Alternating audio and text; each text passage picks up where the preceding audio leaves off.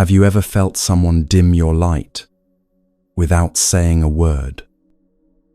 Their presence alone clouds your clarity, drains your calm, disturbs something deep inside you. You try so hard to stay patient, to be understanding, but inside, you're unraveling. You're not imagining it. You're not too sensitive. You're awake. Learning to protect your peace isn't selfish. It's sacred. The Buddha knew this 2,500 years ago. Today, you're going to discover 12 ancient teachings, intelligent, compassionate, transformative, that show you exactly how to handle difficult people without losing yourself. Let me show you where this wisdom was born. A monastery in the mountains, morning mist. A young monk, trembling, stands before his master. Someone here mocks me, interrupts me, wounds me with his words. Every time I see him, I lose my peace. Master, what do I do? The teacher asks one question. If someone offers you a gift and you refuse it, who does the gift belong to? To the one who offered it. The master nods. The same with insults, cruelty, every cutting word. If you don't accept them, they remain with the giver. What you don't accept cannot harm you. This is the first key. Let's unlock the rest.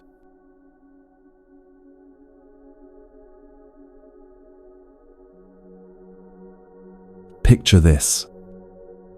You're in a coffee shop, morning light streaming through the windows. The barista, tired, overwhelmed, snaps at a customer for asking a simple question. Or maybe you're at a family dinner. A relative makes a cutting remark about your choices, your life, your path. Or it's just an email, cold, harsh, unnecessary in its tone. Your chest tightens. That familiar voice inside whispers, "What did I do wrong?" This is where most of us live. In that question, in that tightness. But the Buddha taught something that shatters this pattern completely. He called it anatta, one of the 3 marks of existence that define all experience. While most translate it as non-self, its implications go far deeper than that simple phrase suggests. 2,500 years ago, the Buddha sat beneath the Bodhi tree and saw through the illusion that binds most people their entire lives, the illusion that we are separate, solid, permanent selves. And within this profound insight lies a truth that will set you free from taking anything personally. When someone lashes out, criticizes, judges, or wounds you with their words, they're not responding to who you actually are. They're responding to their own mind state, their own suffering, their own inner turbulence. You are not the cause of their storm. You simply witnessed it. Let that settle for a moment. Think of it this way. A tree doesn't take it personally when the wind bends its branches. The tree stands. The wind passes, neither changed by the other's nature. The Buddha said, "When you realize nothing is lacking, the whole world belongs to you." This isn't about having everything. It's about understanding that external reactions don't define your worth, because there is no fixed you to define in the first place. So why do we take things so personally? The ego, that constructed sense of self, seeks constant validation. It fears rejection, like a plant fears drought. We've been conditioned since childhood to believe we're responsible for others' emotions. If someone's angry, we must have caused it. If someone's disappointed, we must fix it. This belief creates a prison with invisible bars. We carry the weight of others' reactions as if they were stones we must hold forever. But anatta teaches us something liberating. These reactions belong to the person experiencing them, not to you. In the Anatta Lakkhana Sutta, the Buddha taught his first 5 disciples about non-self, using the example of the body. He asked them, if the body were truly yours, could you command it never to age, never to sicken, never to die? Of course not. The body follows its own nature. The same is true for others' minds. Their thoughts, reactions, and emotions follow their own conditioning, their own karma, their own patterns. You can't control them any more than you can command your body not to age. Right now, wherever you are, think of something someone said that hurt. A criticism, a judgment, a dismissal. Feel where it lives in your body. Maybe it's tightness in your chest. Maybe it's a knot in your stomach. Maybe it's tension in your shoulders. Now ask yourself, what if their words had nothing to do with who I actually am? What if their reaction was shaped by their childhood wounds, their current stresses, their own fears and insecurities? What if it was their pain speaking, not truth about you? Notice what happens when you ask this. Notice the space that opens. A little breathing room where there was only tightness before. This is the beginning of freedom through anatta. Let me tell you about a woman named Sarah. She worked in an office where her boss criticized everything she did. Every report was wrong. Every presentation needed fixing. Every idea was insufficient. For months, Sarah carried this home. She questioned her abilities. She lost sleep replaying conversations. She felt smaller and smaller with each passing day. The weight of his disapproval became the lens through which she saw herself. If he said she was inadequate, maybe she was. If he said her work was subpar, maybe it was. His perception became her reality. Then one afternoon, she overheard a conversation in the break room. Her boss's marriage was falling apart. His teenage daughter had stopped speaking to him. He was drowning in debt he couldn't discuss with anyone. The company board was questioning his leadership. The next time he criticized her work, something was different. The same harsh words, the same dismissive tone, but Sarah's experience had completely transformed. She saw a man in pain, lashing out at the nearest target. Not because she deserved it, but because pain doesn't discriminate in where it lands. His criticism wasn't about her work, it was about his life falling apart. His harsh words weren't evaluations of her worth, they were expressions of his suffering. Her peace returned that day, not because he changed, but because her understanding of anatta deepened. She still received his feedback professionally. She still made improvements where genuinely needed, but she stopped absorbing his pain as if it were truth about her. This is the practice of anatta in daily life. When criticism comes, pause. Take one breath, then silently recognize this is about their mind, state, not about who I am. You're not dismissing valid feedback. You're not avoiding growth. You're simply refusing to carry weight that was never yours to hold. Notice the space that opens when you do this. Notice how your shoulders drop.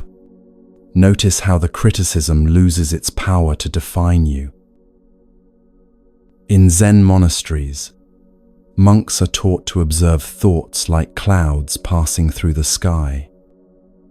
The sky doesn't chase the clouds. It doesn't hold them or push them away. It simply allows them to pass through its vast, unchanging space. You can be the sky. And other people's storms? They're just weather, moving through. The Dhammapada says, all that we are is the result of what we have thought. The mind is everything. What we think, we become. This applies not just to you, but to everyone. What they think creates their reality, their reactions, their words. And their reality is not your reality. The next time someone's reaction feels personal, remember, their behavior is a window into their inner world, not a mirror of your worth. The person who snaps at the barista, probably carrying exhaustion from caring for a sick parent through sleepless nights. The relative who criticizes your life choices, often wrestling with regret over their own unfulfilled dreams. The harsh email from a colleague, written by someone who learned early that kindness equals weakness. None of it is about you. All of it is about them. And when you truly understand anatta, not just intellectually, but in your bones, you become unshakable. Not because you've built walls, not because you've stopped caring, but because you finally understand what's yours to carry and what isn't. Consider this: every person you encounter is carrying their own history, their own wounds, their own conditioning, their own karma ripening in this moment. When they react to you, they're really reacting to the confluence of countless causes and conditions, most of which have nothing to do with you. A meditation teacher once said, "When someone throws mud at you, remember, the mud was already in their hand. You didn't put it there." This is anatta in action. This is freedom from taking things personally. Practice this today. When someone's words sting, pause and ask, is this really about me or about them? 9 times out of 10, it's about them. And in that recognition, you find your peace. The teaching of anatta doesn't make you cold or uncaring. It makes you free. Free to respond with wisdom instead of wounding. Free to help when appropriate, without absorbing others' suffering as your own. This is the first foundation, the first teaching, the first liberation. Understanding anatta means understanding that what happens to you is not always about you. And in that understanding, you reclaim your peace.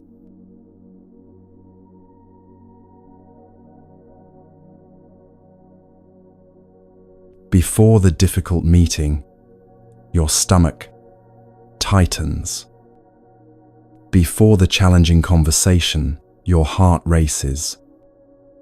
Before encountering that person who always disturbs your peace, you find yourself bracing, shoulders up, jaw clenched, armor on, ready for battle. We've all stood in this space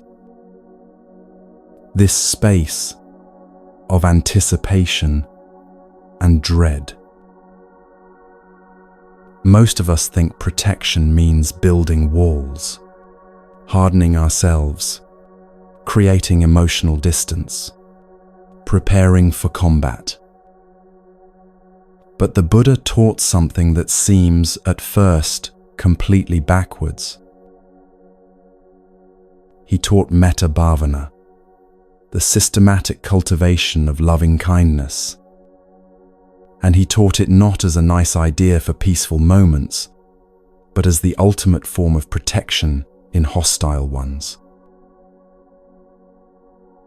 This is the second ancient teaching, and it might be the most misunderstood. How can softness protect you? How can love be armor? How can cultivating kindness toward difficult people keep you safe? The answer lies in understanding what actually harms us. It's not others' words that wound us most deeply. It's our own reactive mind states. Anger, fear, hatred, resentment. These are the true enemies. They eat us from the inside. Metta bhavana protects you by transforming your inner landscape so thoroughly that toxic seeds can't take root there. Let me share one of the Buddha's most challenging teachings. In the Kakakupama Sutta, the discourse on the simile of the saw, the Buddha told his monks something that shocked them. He said, "Even if bandits were severing you limb from limb with a 2-handled saw, if you gave rise to a mind of hate, you would not be carrying out my teaching." The monks sat in stunned silence. He continued, "You should train yourselves. Our minds will remain unaffected, and we shall utter no evil words. We shall abide compassionate for their welfare, with a mind of loving kindness, without inner hate. We shall pervade them with a mind of loving kindness." This isn't about being passive. It's not about accepting abuse. It's about understanding something profound about how the mind works. When your mind rests in loving kindness, negativity finds no foothold. Not because of mystical energy or invisible shields, but because of mental cultivation. Your state of mind becomes your sanctuary. Think of it like this. If you plant a garden full of flowers, weeds struggle to grow. Not because you're fighting the weeds, but because there's simply no room for them. Metta bhavana fills your mind so completely with loving kindness that hatred, fear, and anger have nowhere to take root. The Karaniya Metta Sutta, perhaps the most beloved discourse in all of Buddhism, describes this practice. The Buddha said, just as a mother protects her child, her only child, with her life, so should one cultivate a boundless heart towards all beings. Boundless, not selective, not conditional, not reserved only for those who treat you well. Boundless. This feels impossible when you're dealing with someone toxic. How can you cultivate loving kindness towards someone who harms you? Here's what most people miss. Metta isn't about them. It's about you. You're not generating loving kindness to change difficult people or to condone their behavior. You're cultivating it to protect your own mind from the poison of hatred.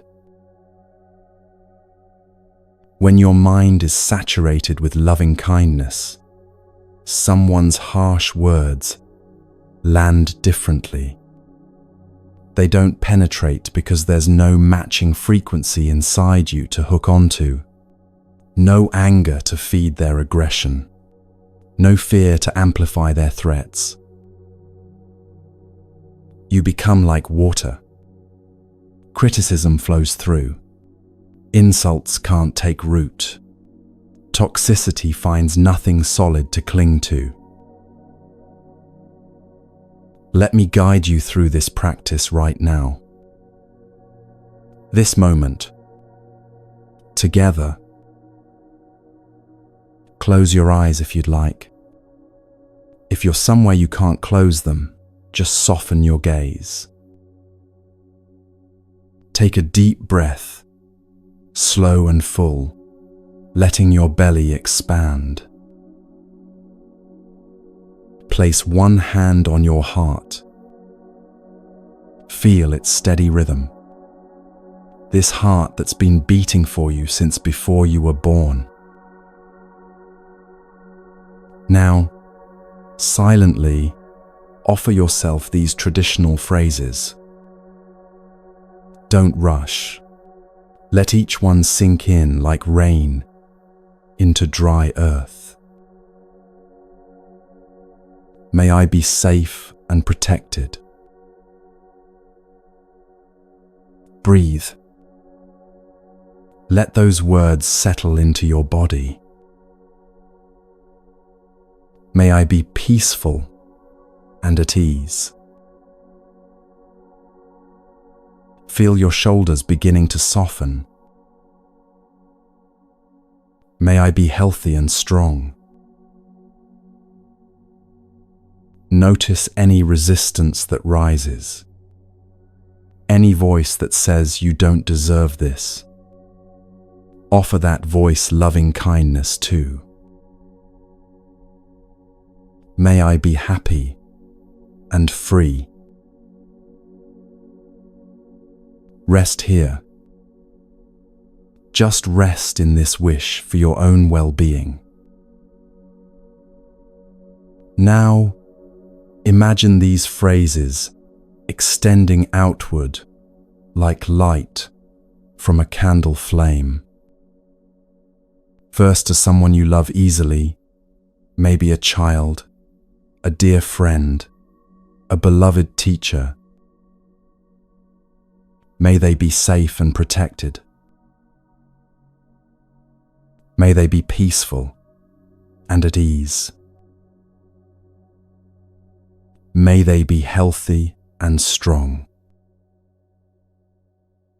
May they be happy and free.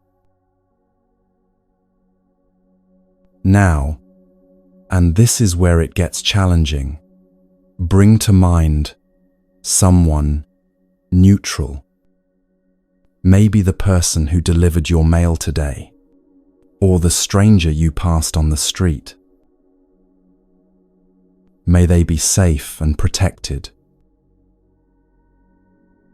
May they be peaceful and at ease.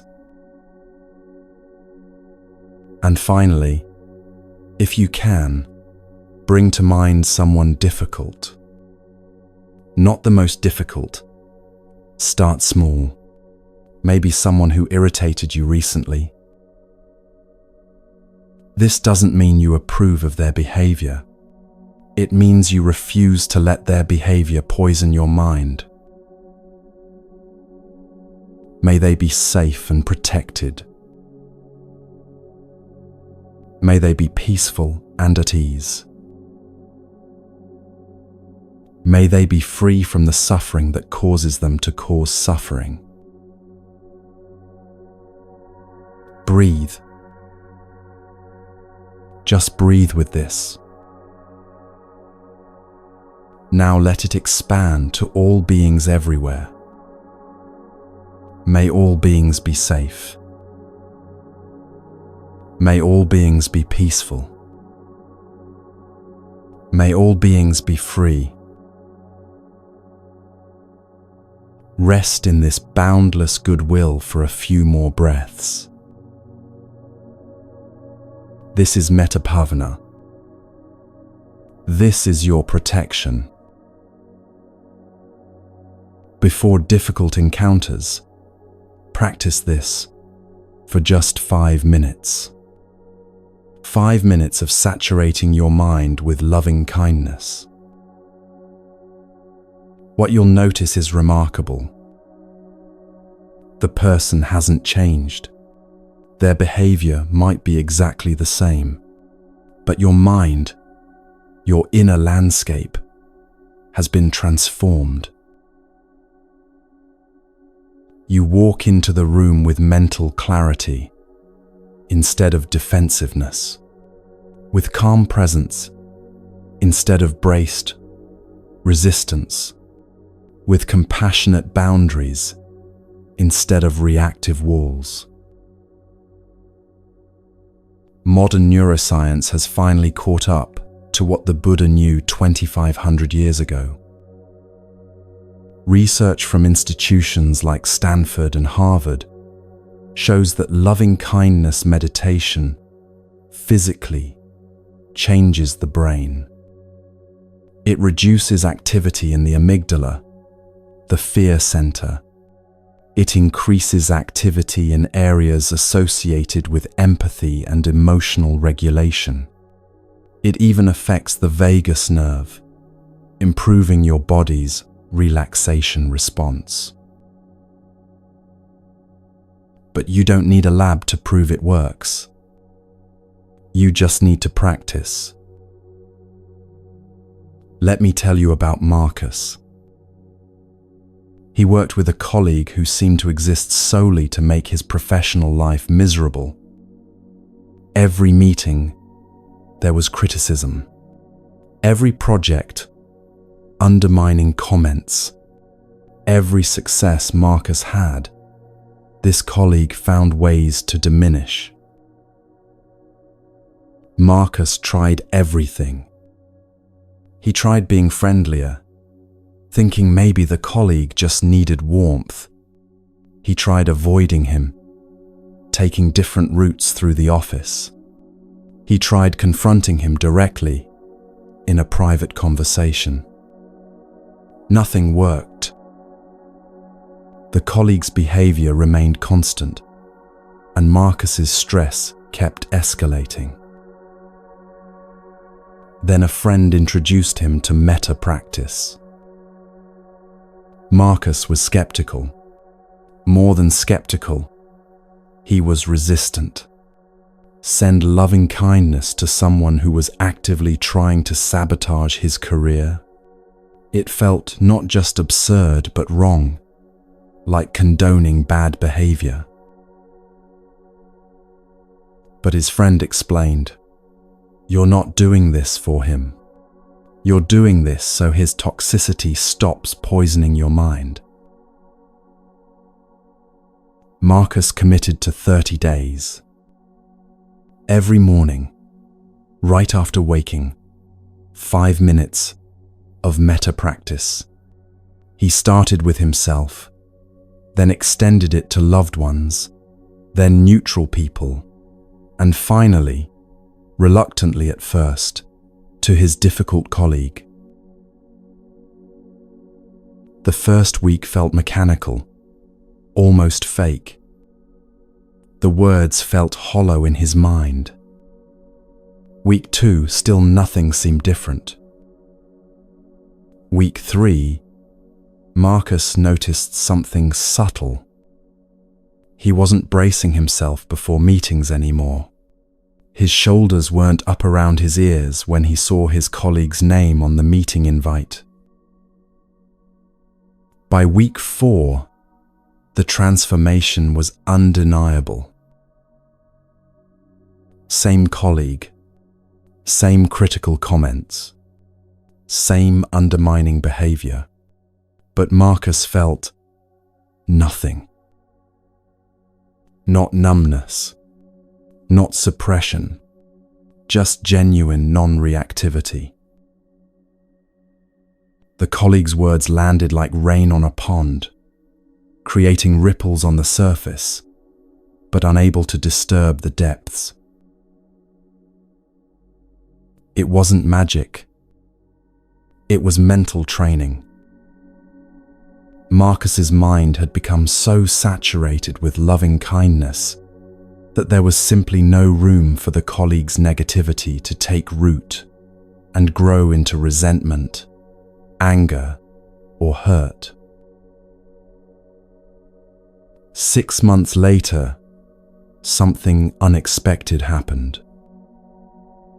The colleague left the company, and Marcus realized he felt no satisfaction, no vindication, no good riddance. Just a quiet wish that the person would find peace wherever he went. That's when Marcus understood metta had set him free. This is what the Buddha meant by protection. Not armor that keeps the world out and makes you hard, but a mind so well cultivated, so thoroughly imbued with goodwill, that the world's chaos simply can't disturb your peace.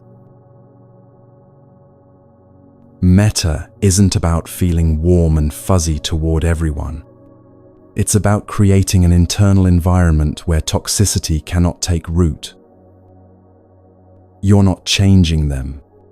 You're transforming the soil of your own mind. And when that soil is rich with loving kindness, nothing harmful can grow there. The Metta Sutta says, one should develop a boundless heart toward all beings. As a mother would risk her life to protect her child, her only child, so should one cultivate a boundless heart toward all beings. This boundless heart doesn't make you weak. It makes you unbreakable. This is your protection. This is your fortress. This is your sanctuary. not built from stone and defensiveness, but cultivated from compassion and wisdom.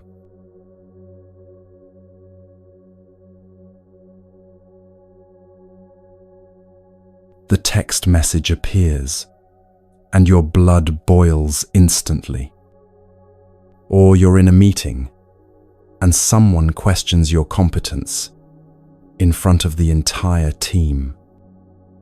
Or it's just that tone, that dismissive, condescending tone, and your jaw clenches, your hands ball into fists, your mind spirals into defensive scripts you'll deliver perfectly in the shower later. This moment, this exact moment, this is where everything changes or stays the same. Your body knows what's happening before your conscious mind catches up. Heart racing, breath shallow and quick, thoughts spinning like a cyclone. And somewhere deep inside, your ego is screaming its familiar command: defend yourself now. Most of us obey that voice instantly. We react. We fire back that cutting reply. We say something we'll spend hours regretting. We escalate what could have dissolved. The Buddha understood this pattern intimately, and he offered humanity one of its most powerful tools for freedom. He called it anapanasati, mindfulness of breathing, the third ancient teaching. Not as a relaxation technique you do for 10 minutes before bed, not as stress management for difficult days, but as the very space between stimulus and response where freedom lives. That space, tiny, almost invisible, is everything. The Buddha said, "Feelings come and go like clouds in a windy sky.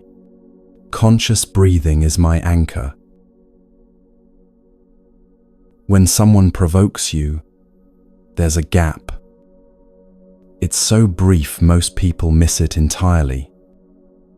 The reaction feels automatic, inevitable, like there's no choice. But there is. One breath creates that choice.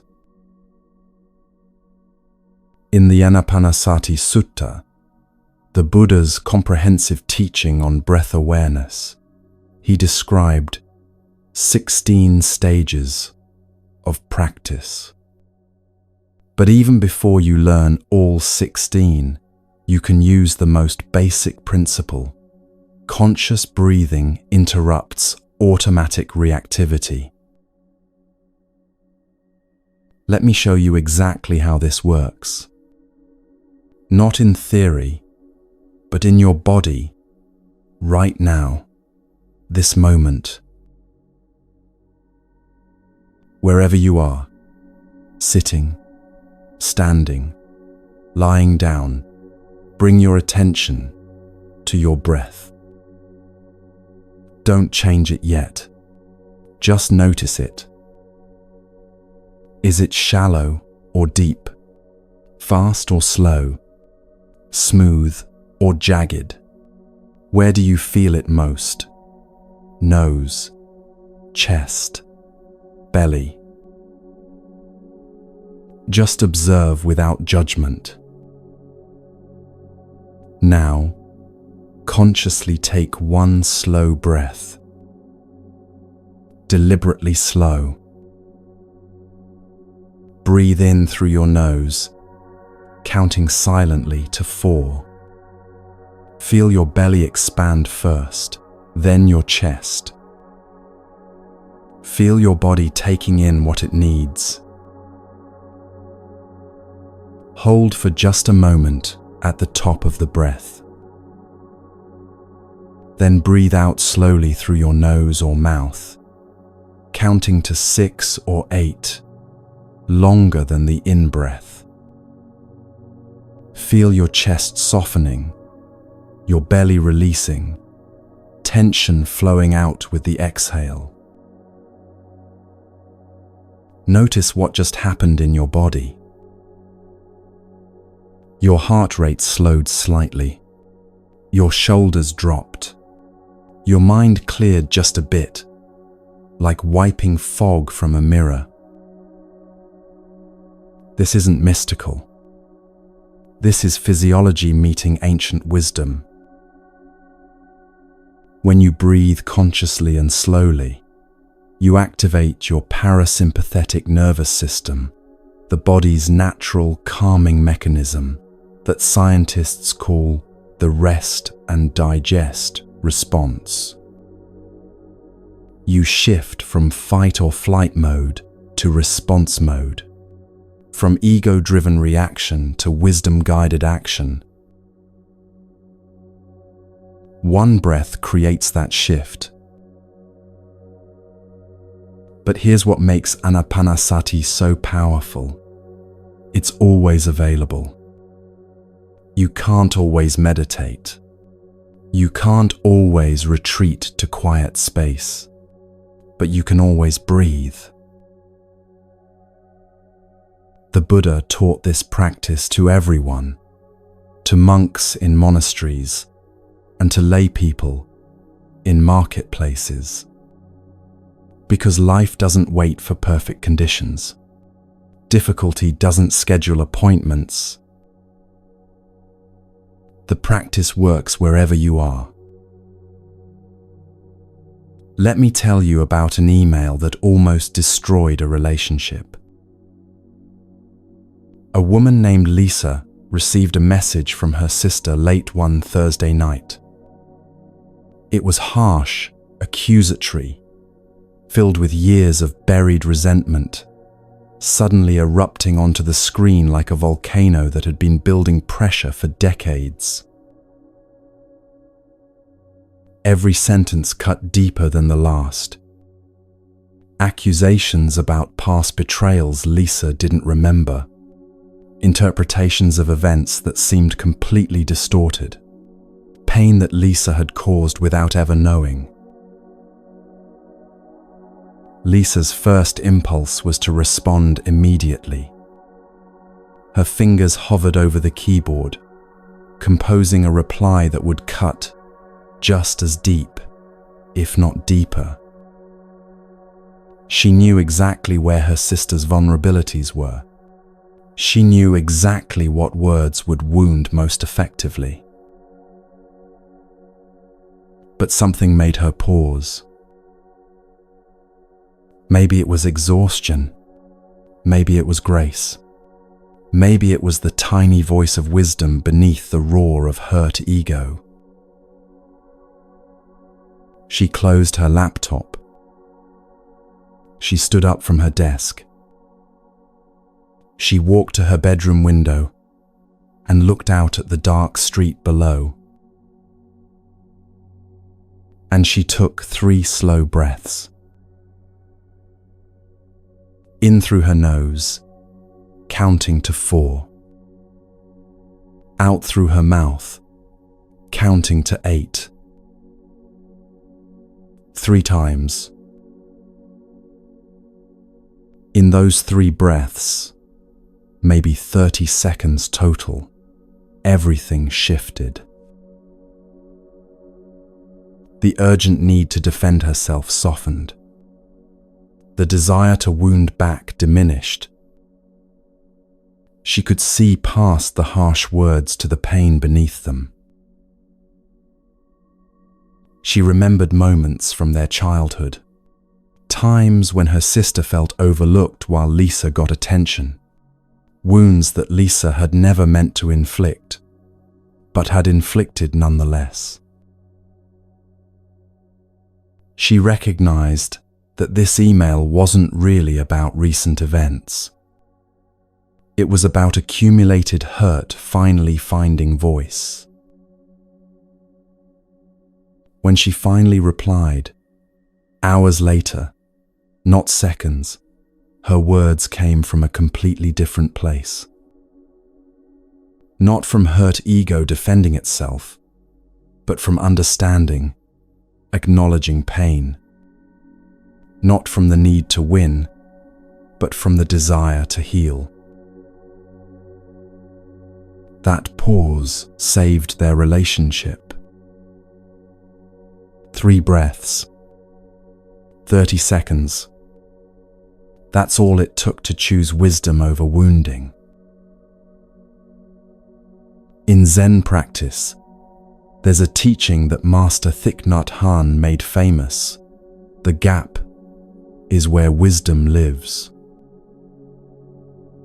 Not in the thoughts that race through your mind, not in the reactions that want to burst forth, but in the space between stimulus and response.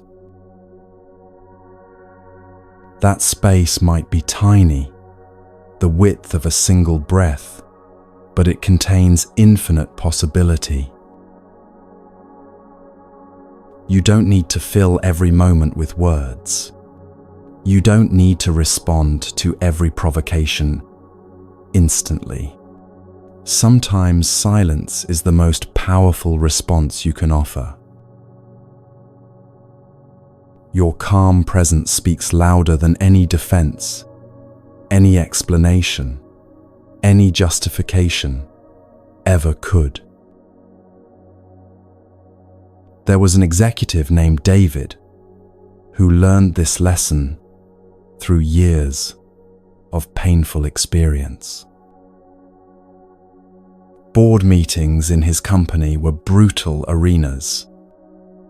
Certain board members seemed to view every presentation as an opportunity to tear him down, question his competence, undermine his authority in front of his peers. For years, David fought back verbally. Every attack met with immediate defense. Every question met with lengthy explanation. Every doubt met with insistence. It never helped. The attacks only intensified. The more he defended, the more they attacked. He was caught in an exhausting cycle of provocation and reaction. His performance reviews praised his work, but noted his defensiveness as a leadership weakness. Then his executive coach taught him one simple practice: 3 conscious breaths before every response. That's it. No elaborate technique, no complicated strategy. Just breathe 3 times before speaking. The first board meeting where he practiced this felt excruciating. Someone attacked his quarterly projections, calling them unrealistic and poorly researched. David's entire body screamed to defend immediately, to justify his numbers, to prove his competence. Instead, he breathed. Once, slow and deep. Twice, feeling his shoulders drop. 3 times, creating space between the attack and his response. Then he spoke, calmly, clearly, without defensiveness. I hear your concern about the projections. Let me walk through the data that supports them. No edge in his voice, no tightness in his body, just calm, factual response. The attacker seemed momentarily confused by the lack of defensiveness. There was nothing to push against. The energy in the room shifted from confrontation to collaboration. David kept practicing. Meeting after meeting, month after month, year after year. 3 breaths before every response, especially to provocations. Within a year, something remarkable happened. The attacks stopped. Not because David became better at defending himself, but because there was nothing to attack anymore. His calm became impenetrable, not through hardness, but through spaciousness. People started describing him differently. Unshakable, centered, wise beyond his years, the calm in any storm. He rose from manager to director to vice president to CEO.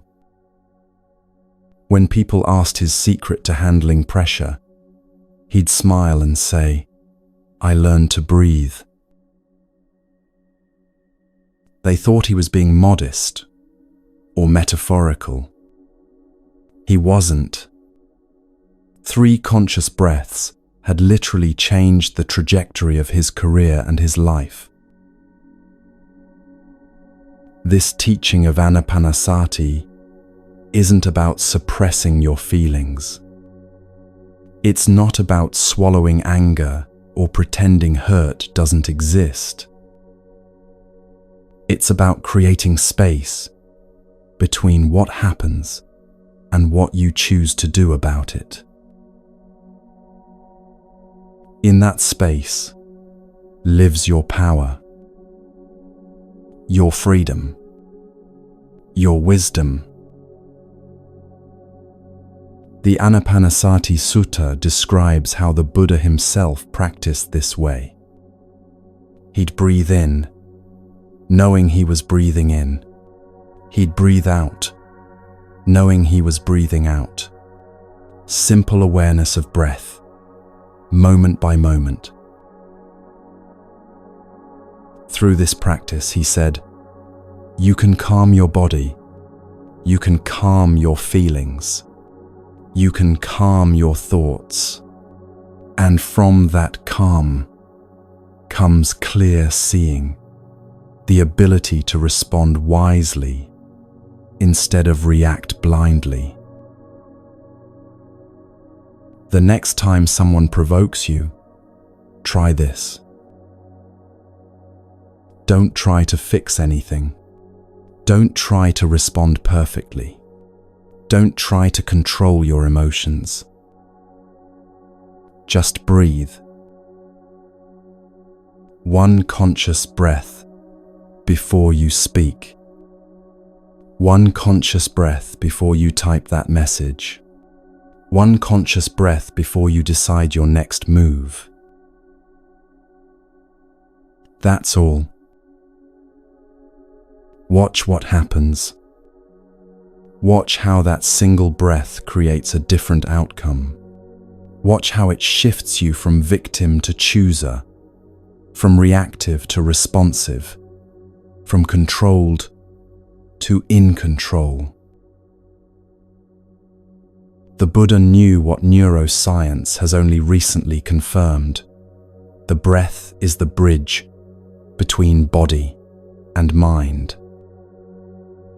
When you regulate your breath, you influence your nervous system, which influences your emotions, which influences your thoughts, which influences your actions. Control the breath, and everything else follows. This is not about perfection. You'll forget sometimes. You'll react without thinking. That's human. But the more you practice, the more automatic it becomes.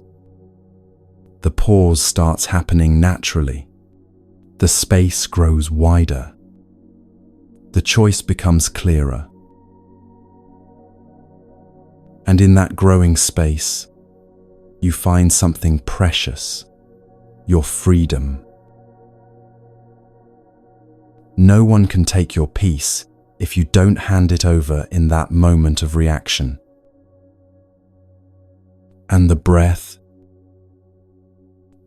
is how you keep your peace in your own hands.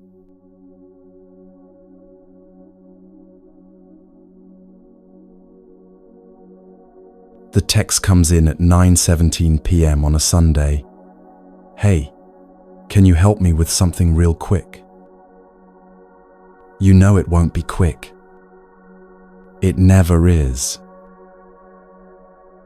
But you type back, sure, anyway, and suddenly your evening vanishes into someone else's crisis. Or maybe it's the friend who always needs just one more favor, one more listening session, one more rescue from problems they could solve themselves. Or the family member whose emergencies somehow always become your emergencies to solve. Or the colleague who's conveniently forgotten how to do their own job. And every single time you say yes when everything inside you screams no, something dies a little. Not all at once, more like a slow erosion, water wearing away stone. The guilt is crushing. If I don't help, who will? They need me. I should be more giving, more patient, more selfless. But here's what almost no one tells you about true compassion. It includes yourself. The Buddha's fourth teaching, Samma Kamanta, or right action, is perhaps the most misunderstood aspect of the Eightfold Path. We've been taught a distorted version of spiritual practice. One where being good means saying yes to everyone, helping everyone, being available to everyone, all the time, regardless of cost to yourself. This isn't Buddhism. This is self-destruction wearing spirituality's clothing. Right action means action that's aligned with wisdom and compassion, and that includes compassion for yourself. True compassion doesn't drain you dry. It sustains you. The Buddha taught that there are 4 types of people: those who care for others, but not themselves; those who care for themselves, but not others; those who care for neither; and those who care for both. Only the 4th type, caring for both self and others, reflects right action. Boundaries aren't walls built from selfishness. They're clarity about what's yours to carry and what isn't. The Buddha himself demonstrated this. He didn't try to save every person he encountered. He taught those who were ready to hear. He moved on from those who weren't. He rested when he needed rest. He maintained boundaries that allowed his teaching to continue for 45 years. He even had a personal attendant, Ananda, specifically so he wouldn't be overwhelmed by constant demands. The Buddha said, "You yourself, as much as anybody in the entire universe, deserve your love and affection." Read those words again slowly. You yourself, as much as anybody in the entire universe, deserve your love and affection. Not after you've helped everyone else. Not when you've earned it through endless service. Not if you manage to be perfect enough. Now, always, unconditionally. Saying no to protect your peace is saying yes to your practice. And here's what most people struggle to accept. No is a complete sentence. You don't need to explain. You don't need to justify. You don't need to apologize for having limits like every other human being on this planet. No, spoken with kindness, is compassion for both people. It's compassion for them because it's honest. You're not building resentment that will poison the relationship later. It's compassion for you because it's protective. You're honoring your own needs as worthy of respect. Let me show you what this sounds like in practice. Not harsh, not cold, but clear.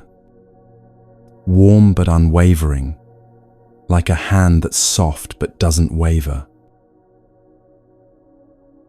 I'm not able to do that. That doesn't work for me.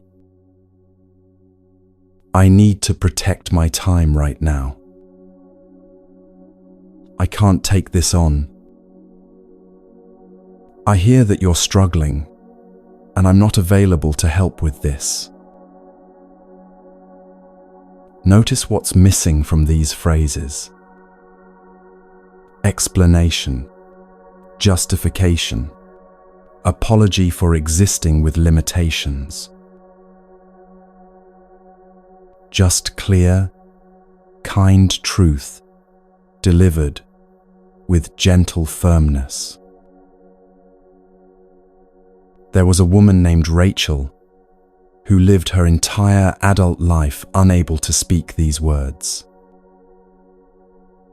She was the person everyone called when they needed something, the one who always helped, the reliable one, who never said no, the giving one, the selfless one, the good one. She was also completely exhausted, chronically overwhelmed, resentful in ways she'd never admit out loud, and deeply, silently angry at everyone who kept asking for more. But she couldn't stop saying yes, because saying no felt like admitting she wasn't good enough, strong enough, spiritual enough. Her therapist finally asked her a question that changed everything. What would happen if you said no? Rachel's answer came immediately, rehearsed from years of internal repetition. They'd be disappointed in me. They'd think I don't care about them. They might leave. And then I'd be alone. The therapist leaned forward. And if they leave because you have basic human boundaries, what does that tell you about the relationship?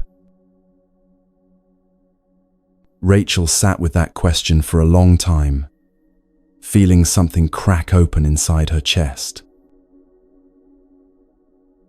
The truth was uncomfortable.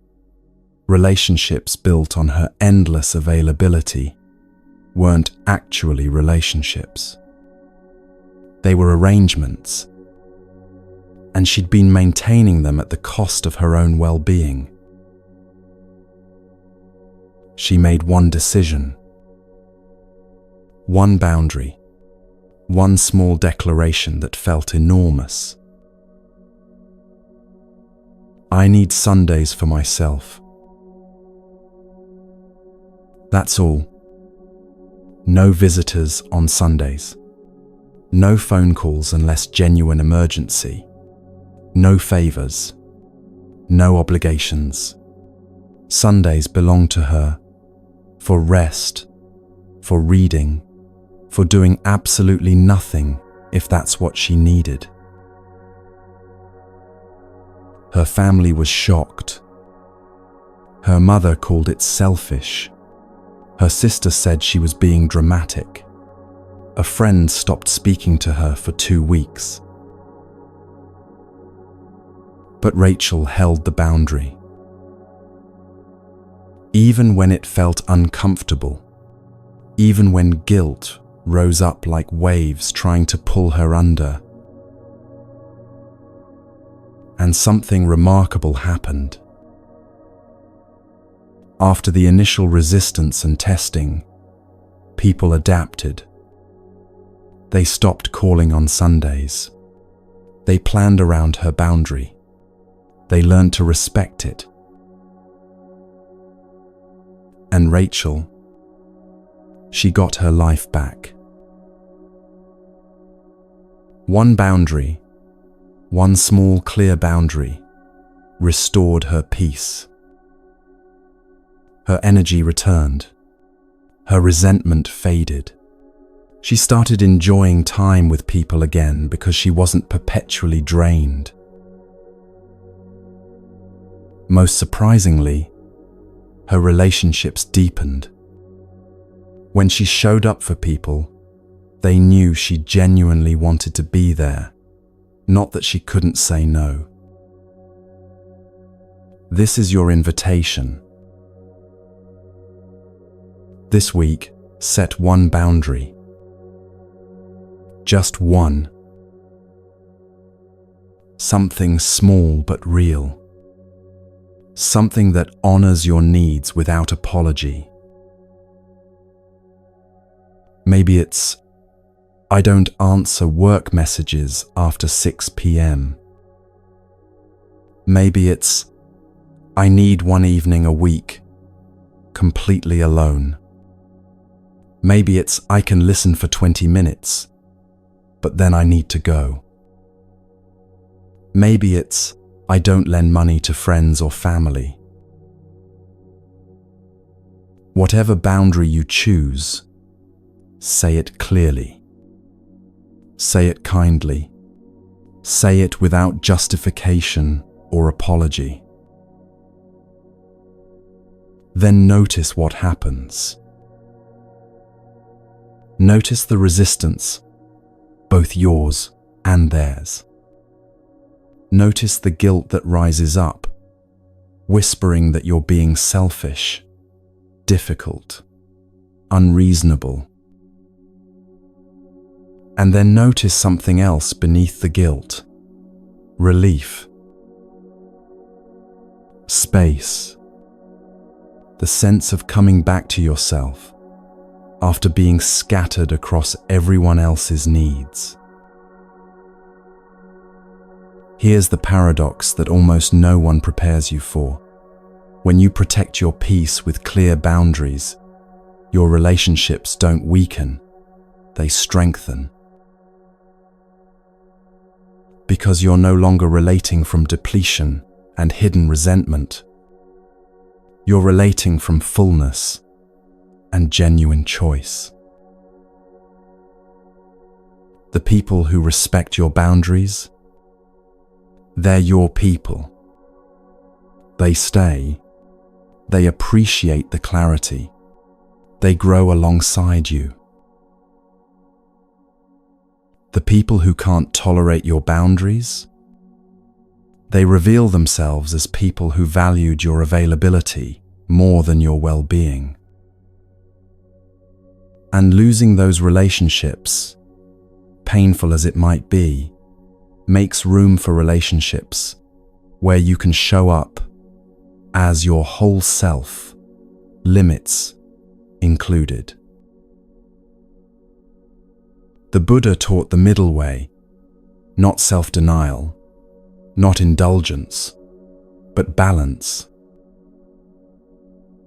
Boundaries are the middle way applied to relationships. Not walls that isolate you in fortress-like protection, not open doors that let every demand flood in without filter, but healthy membranes that allow nourishment while keeping out harm. Your peace is not negotiable. Your time is not infinite. Your energy is not expendable. And protecting these precious resources doesn't make you selfish. It makes you honest about being human. Right action includes knowing when to help and when to step back, when to say yes and when to say no, when to give and when to receive, when to engage and when to protect your peace.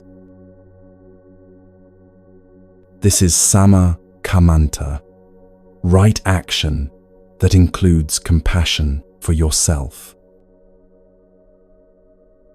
When you say no to what depletes you, you're saying yes to what sustains you.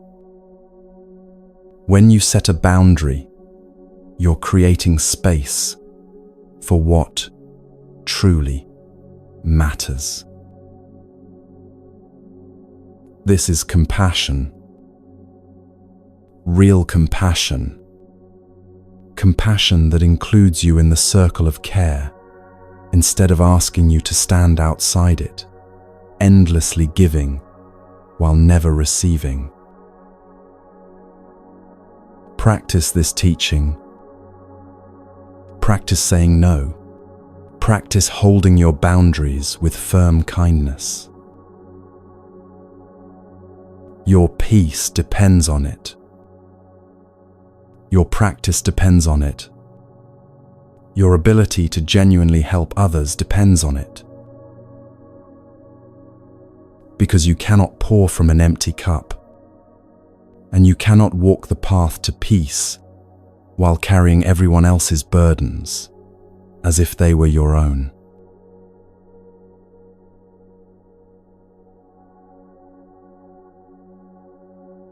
Someone's anger explodes in your direction, sudden, intense, seemingly about nothing you can identify. Your mind races. What did I do? How did I cause this? What should I fix? The urge to explain, defend, make it right floods through you like adrenaline. You're standing in your kitchen, or sitting at your desk, or driving your car, and suddenly you're spinning through every interaction, searching for what you did wrong, how you caused this person's fury. But here's what the Buddha discovered beneath the Bodhi tree. A truth so liberating it can free you from this exhausting pattern forever. He called it Yathabhuta Jnana, knowledge of things as they actually are. Not as they appear, not as we interpret them, not as our fears or hopes paint them, but as they truly are. And what he saw was this: people respond to their own minds, not to reality. Think about that for a moment. When someone criticizes you, gets angry at you, judges you harshly, they're not responding to who you actually are. They're responding to their interpretation of you, filtered through their history, their wounds, their current state of mind. You are a mirror reflecting their inner world back to them, not the cause of what they see. The Buddha said, "We are what we think.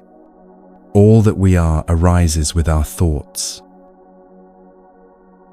This doesn't just apply to you. It applies to everyone. Every single person, creating their reality through the lens of their mind.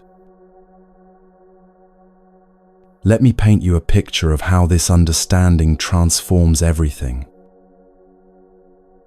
There was a woman named Jennifer who worked for a boss who criticized relentlessly.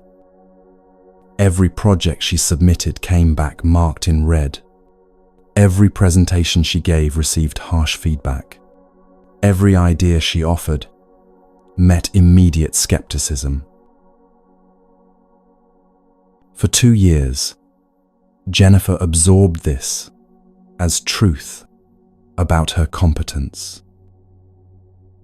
If her boss, experienced, respected, authoritative, saw her work as inadequate, then surely it must be inadequate.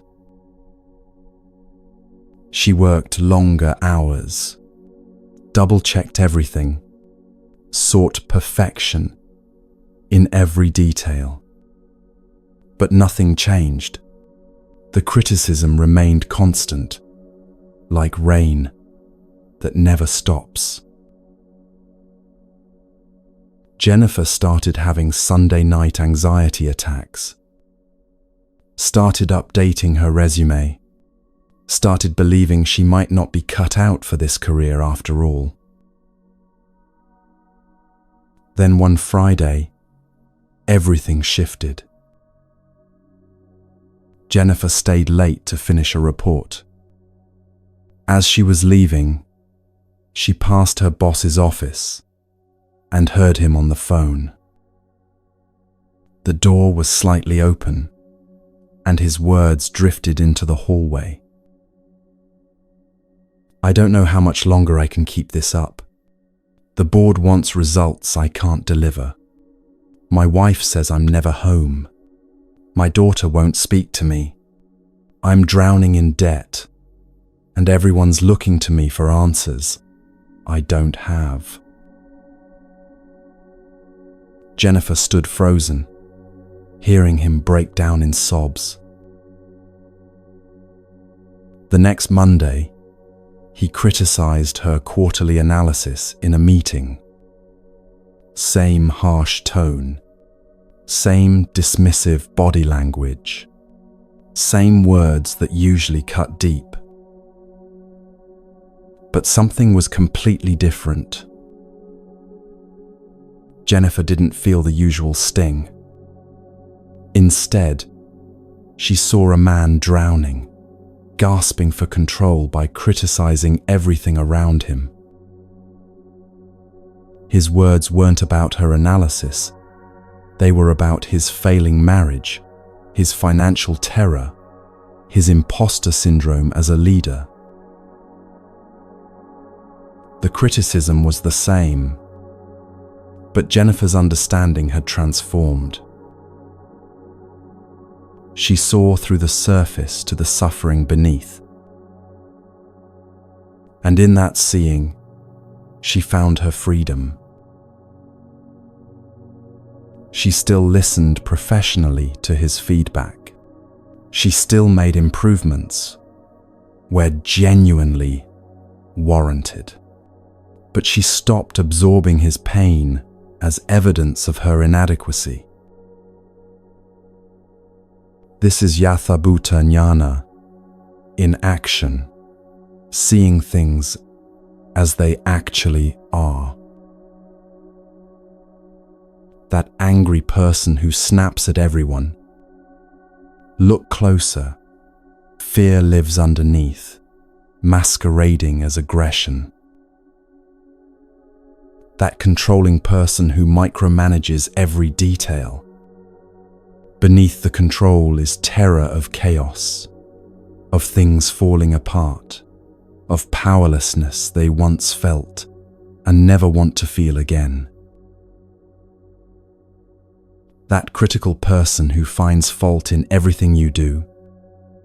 Turn the mirror around They're often hardest on themselves, projecting internal harshness outward because they don't know any other way. This understanding doesn't excuse harmful behavior. This is crucial to grasp. You can hold two truths simultaneously. I see your pain, and I protect my peace. Understanding their suffering doesn't mean accepting mistreatment. Compassion doesn't require you to be a target. This is the middle way the Buddha taught. Not cold rejection, not doormat acceptance, but wise compassion with clear boundaries. Next time someone lashes out at you, try asking yourself, what pain is this person carrying? Not to excuse their behavior, not to fix their pain, but to understand it.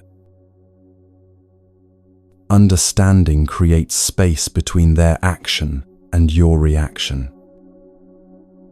Space where you can choose, absorb this as truth about me, or recognize it as their inner world expressing itself.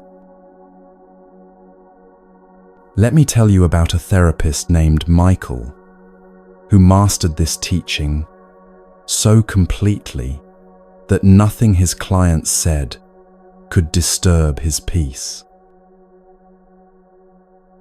Clients would rage at him, accuse him of not caring, tell him he was useless, incompetent, making everything worse. New therapists in supervision would ask him, "How do you not take it personally?" Michael would smile and say, "Their anger isn't about me. It's their pain finding its voice. They're showing me their inner world, the criticism they absorbed from parents, the rage they couldn't express to those who hurt them, the fear that no one can actually help." He taught his students, their behavior is their teacher, showing you their inner landscape. Listen not to the words, but to the suffering beneath the words.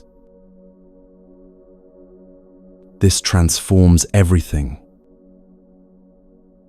When you understand that people's reactions reveal their inner world, rather than truth about you, you become unshakable.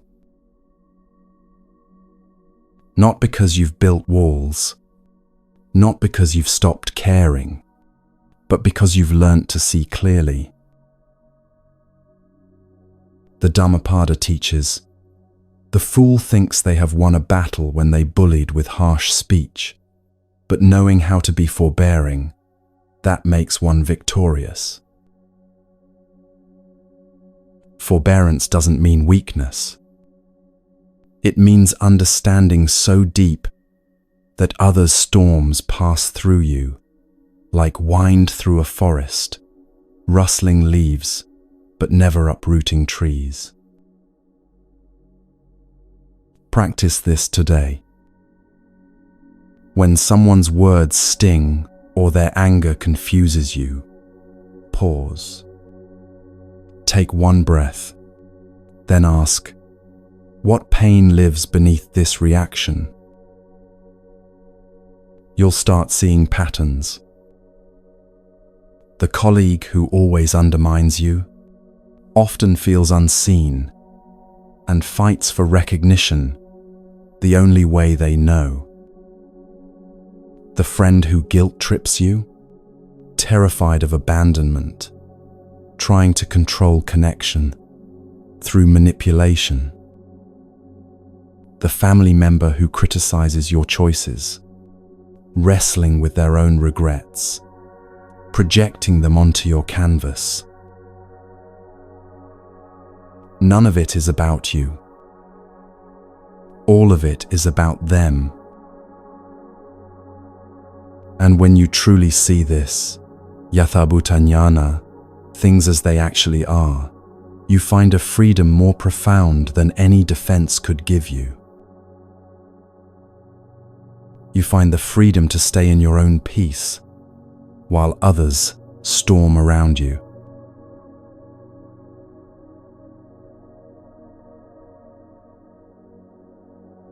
You've explained yourself 3 times now, using different words, trying different approaches, hoping this time they'll finally understand. They don't.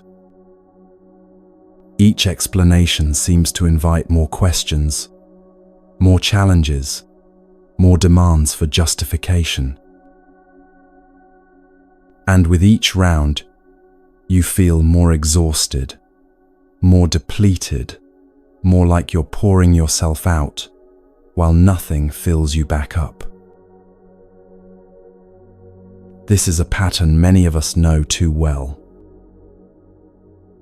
Defending our choices endlessly, justifying our boundaries repeatedly, explaining our peace to people who aren't interested in understanding. But there's an ancient teaching that offers a radically different way. In the Pali Canon, the Buddha spoke often of Arya Tunibhava, noble silence. Not silence from cowardice or avoidance, but silence that comes from wisdom, from knowing that some things need no defense. There's a famous Zen koan that illustrates this perfectly. A student asked Master Zhaozhou, "Does a dog have Buddha nature?" The master responded with one word, "Mu." Mu means nothing, no, thing, the sound of a question dissolving into silence. Not because the master didn't know the answer, but because some questions don't deserve the energy of elaborate response. The student wanted a debate, a philosophical discussion, something to grasp with the thinking mind.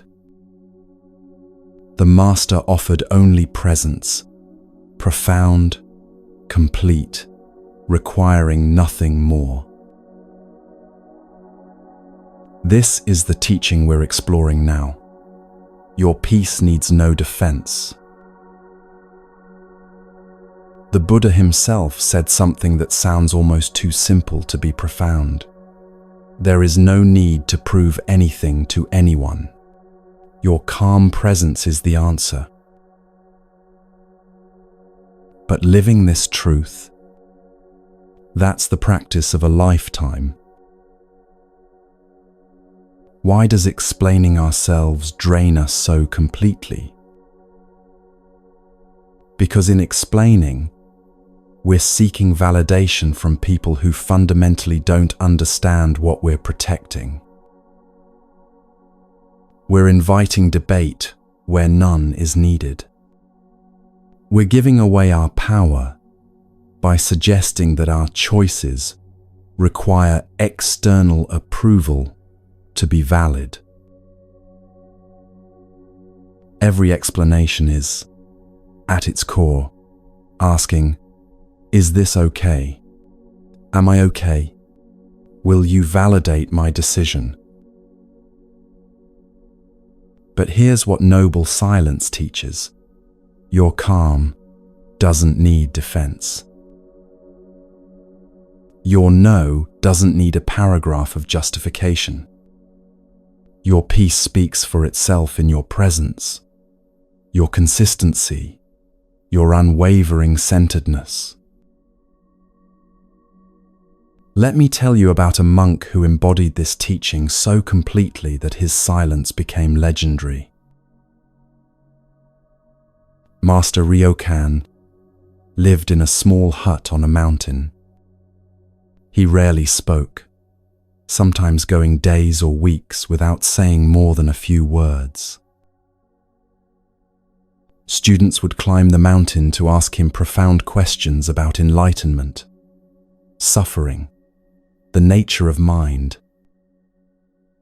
They expected elaborate teachings, philosophical discourses, wisdom they could write down and study.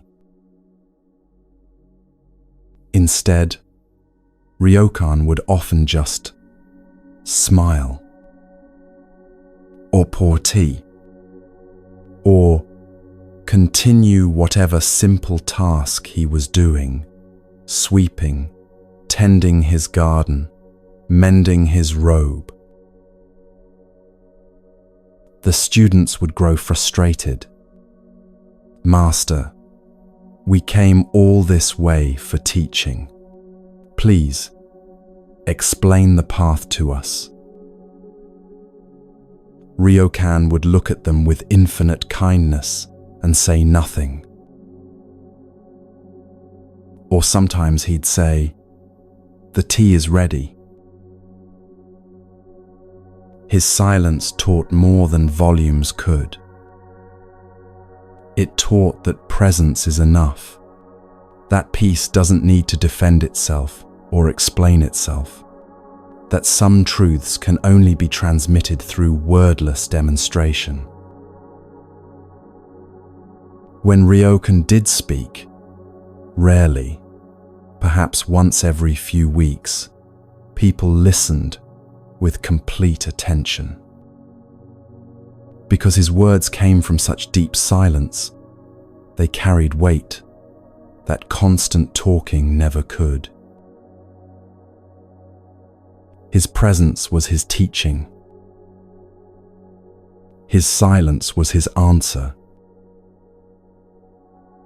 Now you might be thinking, "But I'm not a monk on a mountain. I have a job, family, obligations. People ask me questions that seem to require answers." Yes. And here's the discernment this teaching invites. Knowing when to speak and when to let your presence be enough. Speak when it serves clarity, when your words will genuinely help someone understand something important. Speak when it serves compassion, when your explanation eases unnecessary suffering or confusion. Otherwise, let your presence be your answer. Practice this week. One time.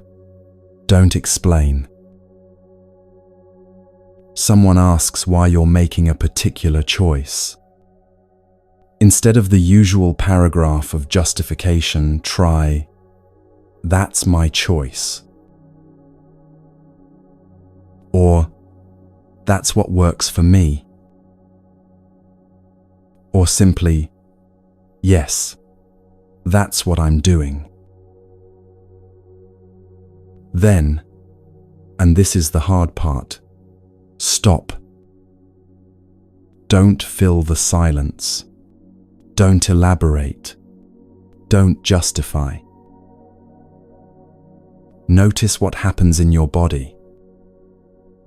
Notice the discomfort, the urge to keep explaining, the fear that silence equals rudeness or coldness. Breathe through it. And then notice something else, the freedom.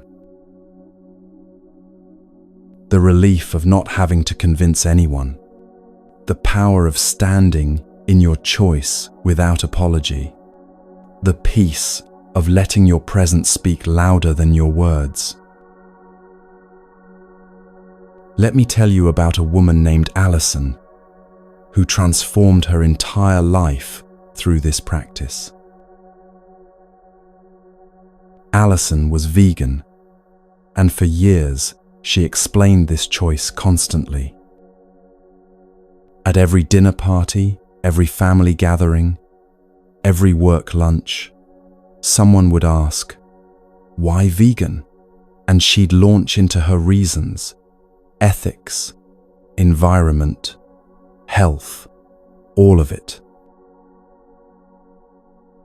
The explanations led to debates. The debates led to defensiveness. The defensiveness left her exhausted and resentful, dreading social situations that should have been enjoyable. One day, at her sister's birthday dinner, someone asked the familiar question, "So, why are you vegan again?" Alison took a breath, and instead of her usual explanation, she said simply, "It's what works for me." Then stopped. The person waited for more. Alison smiled and took a bite of her food. "But I mean, do you really think it makes a difference?" "It's what works for me," Alison repeated calmly, still smiling. The person looked confused, then moved on to another topic. That was it. No debate, no defense, no exhaustion afterward. Alison kept practicing this.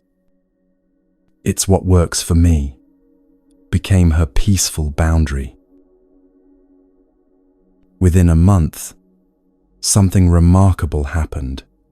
People stopped challenging her. Not because she'd convinced them with brilliant arguments, but because there was nothing to push against. Her calm presence communicated certainty without needing to prove anything. People started respecting her choice in a way they never had when she was constantly explaining and defending. Her peace became magnetic rather than militant. This is the power of noble silence, not refusing to communicate, but communicating through presence rather than persuasion. The Dhammapada says, "Better than 1,000 hollow words is one word that brings peace." Sometimes that one word is silence. When you stop explaining your peace to people who don't understand peace, you stop giving away the very thing you're trying to protect. Your calm doesn't need external validation. Your choices don't require consensus. Your boundaries don't need approval. They simply need you to hold them with quiet consistency. This doesn't make you cold or uncaring. It makes you clear. Think of the ocean. It doesn't explain why it's deep. It doesn't justify its tides. It simply is, vast and deep and powerful in its presence. You can be like that ocean. Let your peace speak through your presence, not your explanations.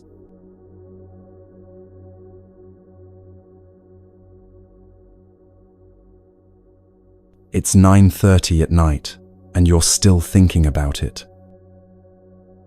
That argument, that disagreement, that comment someone made that you should have responded to differently. You've replayed the conversation 17 times, crafting better comebacks, stronger arguments, more devastating responses. You won every imaginary version of the argument.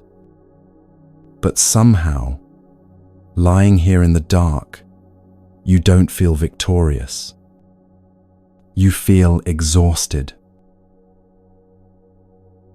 And tomorrow when you wake up, the first thought will be that conversation again, like a song stuck in your head that you can't stop playing.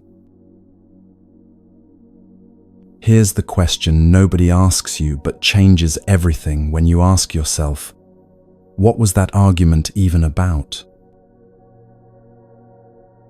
Really about?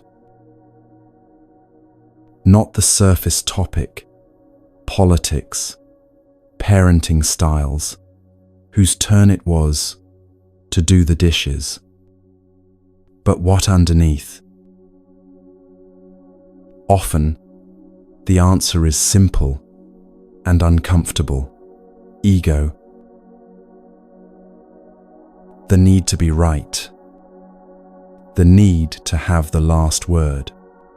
The need to win, even when winning means losing your peace. The Buddha taught something he called Sama Vayama, right effort. It's the sixth factor of the Noble Eightfold Path, and it's often misunderstood. People think right effort means trying harder, doing more, pushing through obstacles. But that's not what the Buddha meant at all. Right effort means discernment. Knowing where to place your energy and where to withdraw it. Not all conflicts deserve your energy. Not all battles deserve to be fought. Some fights the wise person simply walks away from, not from cowardice, but from clarity about what truly matters. The Buddha said, holding on to anger is like grasping a hot coal with the intent of throwing it at someone else. You are the one who gets burned. Every argument you engage in burns you first. Every debate you enter costs you peace you can't get back. Every need to prove yourself right takes from the finite energy you have for things that actually matter. So here's the question that changes everything. The question that embodies Samavayama. Do I want to be right, or do I want to be at peace? Sit with that for a moment. Not as a rhetorical question, but as a real choice you face multiple times every day. Someone says something you disagree with. Do you want to be right, or do you want to be at peace? Someone misunderstands your intention. Do you want to be right, or do you want to be at peace? Someone shares an opinion that contradicts your deeply held beliefs. Do you want to be right, or do you want to be at peace? You can't have both in every moment. Not really. Being right often costs peace. And peace often requires releasing the need to be right. Let me tell you about a man named David who argued about everything. Politics with his brother-in-law, parenting styles with his ex-wife, religion with his sister, climate change with his father, proper barbecue technique with his neighbor. Every family dinner became a debate. Every casual conversation a potential battlefield. Every difference of opinion an opportunity to educate, correct, convince. David prided himself on being informed, on standing up for truth, on not backing down from important discussions. He didn't notice how tired his relationships had become, how people's eyes glazed over when he started talking, how invitations became less frequent, how even his own children seemed to brace themselves before visiting. One Sunday dinner, his sister made a comment about something political. David felt the familiar fire rise up, the need to respond, to correct, to engage. But then he had a thought he'd never had before. What if I just don't? It felt strange, almost physically uncomfortable, like holding your breath underwater. His sister's comment hung in the air. David opened his mouth, then closed it, took a breath, took a sip of water, said nothing. The conversation moved on, and David felt something unexpected, relief. Not the satisfaction of having won an argument, but the quiet peace of not having entered one. He started practicing this. Not with every disagreement. Sometimes he still engaged. But he started asking himself first, will this matter in a week? A month? A year? If the answer was no, he let it pass. Does this person want understanding, or do they want a fight? If they wanted a fight, he declined the invitation. What do I actually gain by engaging here?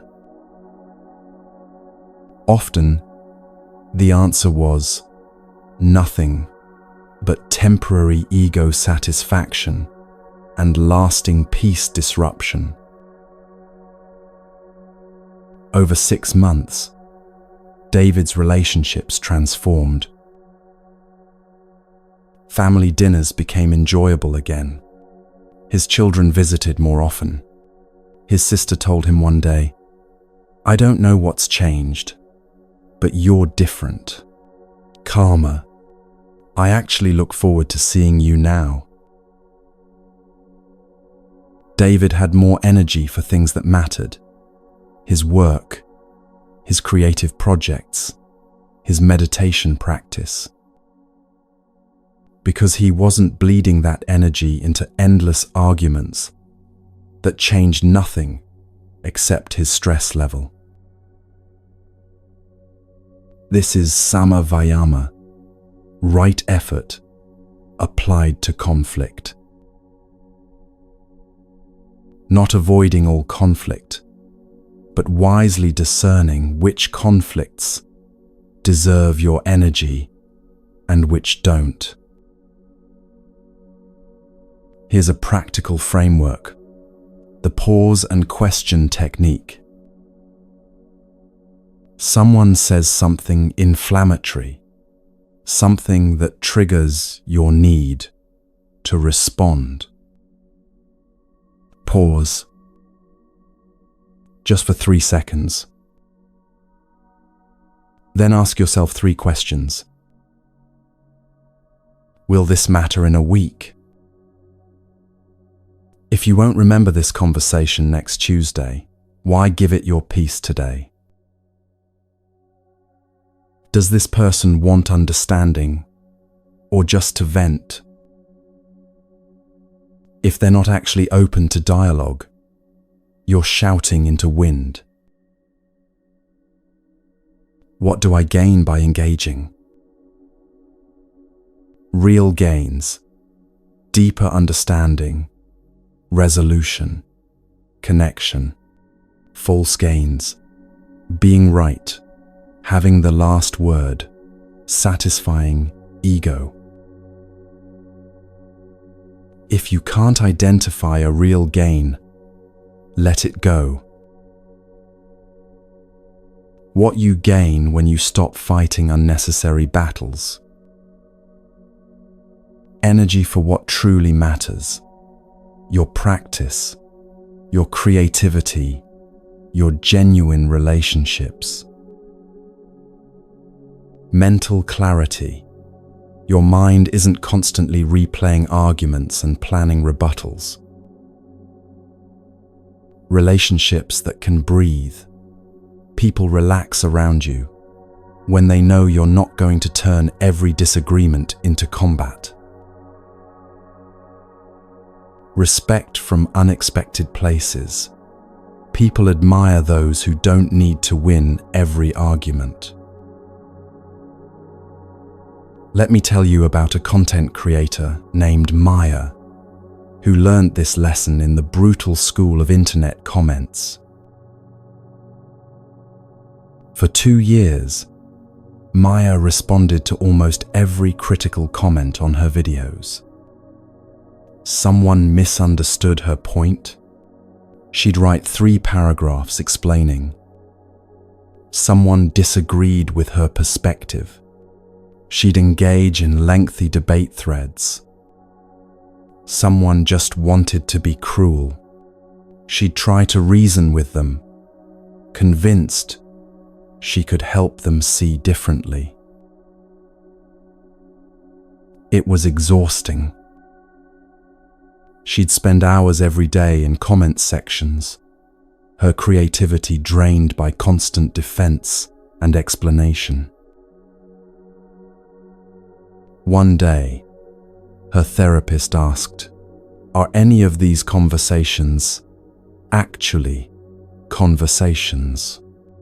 Or are they just energy drains disguised as dialogue?" Maya realized they were energy drains. Almost no one changed their mind. Almost no one actually wanted understanding. They wanted attention, or they wanted to fight, or they wanted to bring her down to their level of frustration. She made a decision.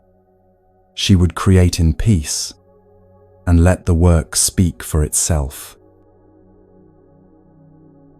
She stopped reading most comments.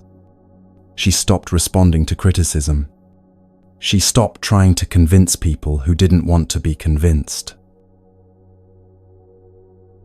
Her channel grew faster than it ever had, because instead of spending energy defending past videos, she was creating new ones.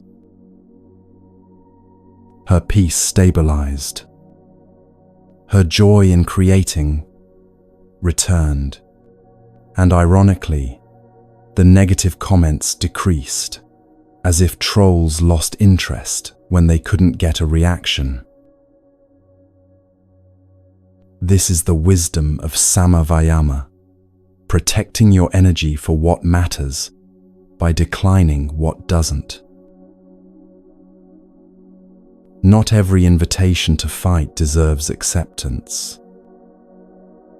Not every disagreement deserves your peace as payment.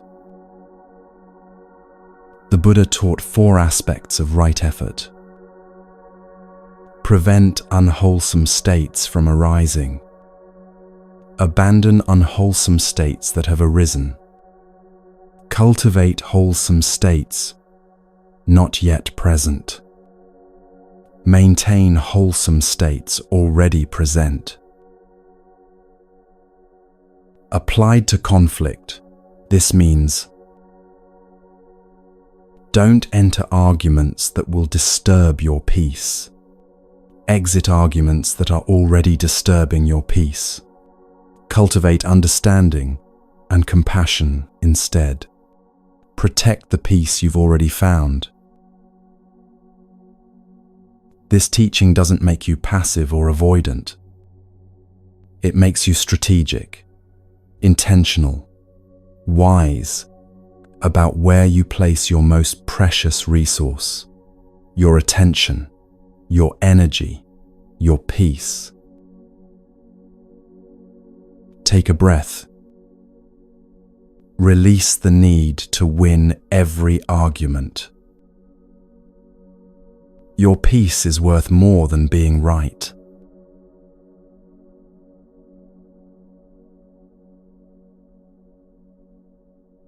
The relationship keeps taking more than it gives. You know this. You've known it for months, maybe years. But you keep trying, keep hoping, keep showing up, keep giving one more chance, keep thinking, maybe this time it will be different. Each interaction leaves you depleted. Each conversation drains something you can't quite name. Each encounter costs more than it nourishes. But the guilt is crushing. But I should be more patient, more understanding, more giving. They need me. Who else will help them, understand them, stay with them? What will they think? That I'm cold, selfish, uncaring. So you stay, and you suffer, and you wonder when compassion became self-destruction. There's an ancient teaching that offers a way through this painful bind. The Buddha spoke of upekkha, often translated as equanimity, but meaning something far richer than emotional flatness. Upekkha means spacious, clear-seeing, compassion. It means caring deeply without clinging. It means loving without losing yourself. And sometimes, upekkha looks like distance. Not rejection, not punishment, not abandonment, but space, loving, intentional, healing space. The Buddha often used the lotus flower to teach profound truths. He'd say, just as a lotus flower is born in water, grows in water, and rises out of water to stand above it unsoiled, so I, born in the world, having overcome the world, am unsoiled by the world. Think about that lotus for a moment. It doesn't reject the muddy water. That's its origin. It doesn't hate the darkness below the surface, but it doesn't stay submerged either. It rises. It finds air and light. It blooms above the surface. Still connected to its roots in the mud, but no longer drowning in it. This is what healing distance looks like. You can care about someone without staying in proximity that harms you. You can love someone while protecting yourself from their dysfunction. The Buddha said, "Let go of what has passed. Let go of what may come. Do not cling to what is happening now. Experience peace." Sometimes, what you need to let go of is the belief that your presence in someone's chaos is helping them. Distance isn't always punishment. Sometimes it's the kindest thing you can offer. For them, your distance might stop enabling patterns that keep them stuck. Your absence might create space for them to find their own strength. Your boundary might be the wake-up call their system needs. For you, distance preserves your capacity to love without it curdling into resentment. Space protects your peace, so you don't become another person who needs rescuing. Let me tell you about a mother and daughter caught in a cycle so toxic they could barely breathe. Every phone call devolved into criticism. Every visit ended in tears. Every attempt at connection reopened old wounds that never seemed to heal. The daughter, now in her 30s, would call her mother seeking support and leave feeling small, inadequate, judged. The mother, carrying her own unhealed wounds, couldn't seem to speak to her daughter without criticism pouring out like water from a broken faucet. Both loved each other desperately. Both kept trying to make it work. Both kept hurting each other in the trying. After a particularly brutal holiday visit, the daughter sat in her therapist's office, sobbing. "I keep hoping it will be different, that this time she'll see me, that this time she won't." The therapist asked gently, "What would happen if you took a break? Real space, not just a few weeks?" The daughter's first reaction was horror. "I can't abandon her. She's my mother. What kind of person would I be?" But underneath the guilt lived a small voice of truth. "I'm drowning. We're both drowning. And trying harder isn't helping. It's making everything worse." The daughter wrote a letter, kind but clear. "I love you, and I need significant space to take care of myself. I'll reach out when I'm ready. I hope you can respect this boundary."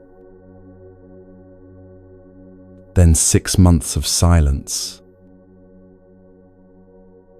6 months that felt like holding her breath underwater, fighting against everything she'd been taught about being a good daughter.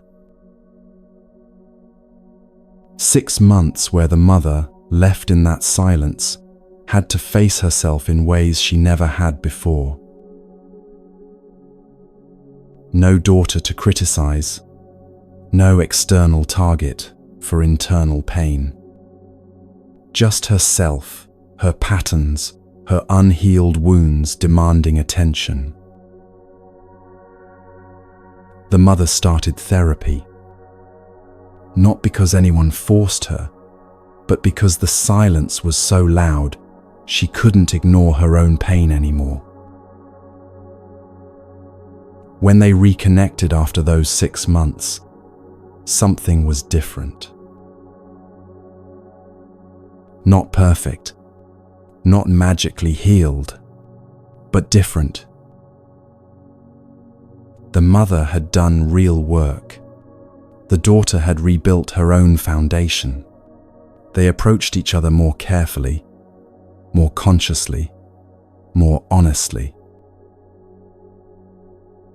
The relationship they built in the months that followed was healthier than anything they'd had before. Not because they'd tried harder, but because they'd both grown separately first. This is the medicine of silence, the healing power of loving distance. Not every wound heals through proximity. Some require separation, like broken bones needing stillness and space to mend properly. Your absence might be exactly what someone needs, not as punishment, but as the space that allows them to finally hear themselves instead of just reacting to you. Your peace might be the greatest gift you give. Not peace as in passivity, but peace as in, I've done my own work, and I'm no longer available for this dance. How do you create distance with love? If possible, communicate clearly. Not with blame or anger, but with honest boundary. I need space to take care of myself. This isn't about punishing you. This is about preserving me. Then honor that boundary consistently. This doesn't mean you don't care. It means you care enough about both of you to stop participating in mutual harm. The paradox nobody tells you about distance. It doesn't always mean you don't care. Sometimes caring means stepping back. Sometimes love looks like letting go. Sometimes the most compassionate thing you can do is say, I'm not available for this anymore. The relationship might heal through that space. Both people might grow separately and reconnect differently. Or you might not reunite, and that's okay too. Either way, you're no longer drowning, trying to save someone who needs to learn to swim on their own. The Buddha taught upekkha as one of the 4 divine abodes, alongside loving kindness, compassion, and sympathetic joy. Upekkha is what allows the other 3 to remain sustainable. Without equanimity, without the ability to love while maintaining clear boundaries, compassion becomes codependence, and kindness becomes self-destruction. You can wish someone well from a distance. You can hold space for their struggle without standing in the middle of it. You can hope for their healing without making yourself responsible for it. This is upekkha. This is wisdom. This is love that knows its own limits. Practice this teaching not as coldness, but as clarity. Some relationships thrive on proximity. Others heal through space. Knowing the difference is wisdom. And when you choose space, when you choose to protect your peace through loving distance, you're not abandoning anyone. You're finally honoring the truth that you cannot walk another person's path for them. And you cannot sacrifice your own journey trying to carry them through theirs. Sometimes the lotus must rise above the water to bloom. Sometimes you must step back to remember who you are without the weight of who they need you to be. This is not failure. This is upekkha. This is the wisdom that protects both peace and love.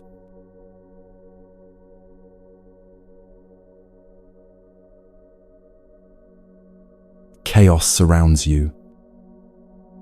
Deadlines pressing from every direction. Demands shouting for attention. Noise, endless, relentless noise from phones, emails, people, traffic, the constant hum of a world that never stops. And yet, in the middle of all this, You see someone who seems untouched by the storm, calm in their center, present but not overwhelmed, moving through chaos with a stillness that seems almost impossible. How? The answer lies in something the Buddha spoke about in his final days on earth. As he lay dying, his disciples gathered around him, frightened about losing their teacher, their guide, their refuge. "Who will lead us?" they asked. "Where will we turn?" The Buddha's response became one of his most important teachings. Be a lamp unto yourself. Be your own refuge. Hold fast to the truth as a lamp. This is bhavana, the cultivation of mind that transforms you into your own sanctuary. Your mind, properly trained through consistent practice, becomes a fortress that the external world cannot disturb. Not because you've shut the world out, but because you've built something so stable within that external chaos can't shake your foundation. This fortress isn't constructed in a single dramatic moment of enlightenment. It's built through daily practice, moment by moment, like drops of water gradually filling an ocean. The Buddha said, "Your work is to discover your world, and then, with all your heart, give yourself to it." This is that work. The daily, unglamorous, profoundly transformative work of training your own mind. Let me tell you about James, a man who worked in finance, high pressure, high stakes, constant stress. He lived in perpetual reaction, his nervous system always activated, his mind always racing 3 steps ahead. A friend suggested meditation. James laughed. "I don't have time to sit around doing nothing. I have actual problems to solve." But the friend persisted. Just 5 minutes. Every morning. For 30 days. What do you have to lose? James agreed, mostly to prove it wouldn't work. Day 1. He sat for 5 minutes, felt restless, checked the timer 4 times. This does nothing, he thought. Day 7. Still restless, still convinced this was pointless. Day 14. He noticed he wasn't checking the timer as often. The 5 minutes passed more quickly. Month 1. Nothing dramatic, but something subtle. He snapped at his assistant, then immediately noticed the snap. There was a tiny space of awareness that hadn't been there before. Month 3. James realized he wasn't as reactive in meetings. Someone would criticize a proposal, and instead of his usual defensive spike, there was a pause, a breath, a choice. Month 6. Colleagues started asking, "What changed?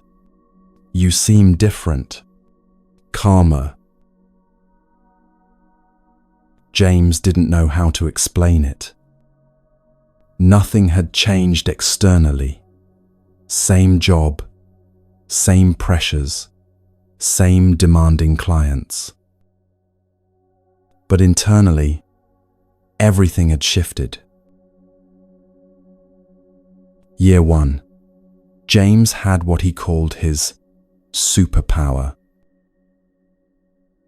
Not that he could do anything supernatural, but compared to colleagues who lived in constant reactivity, he had access to something they didn't: choice. The ability to pause between stimulus and response. The ability to stay calm when everyone else panicked. The ability to think clearly under pressure.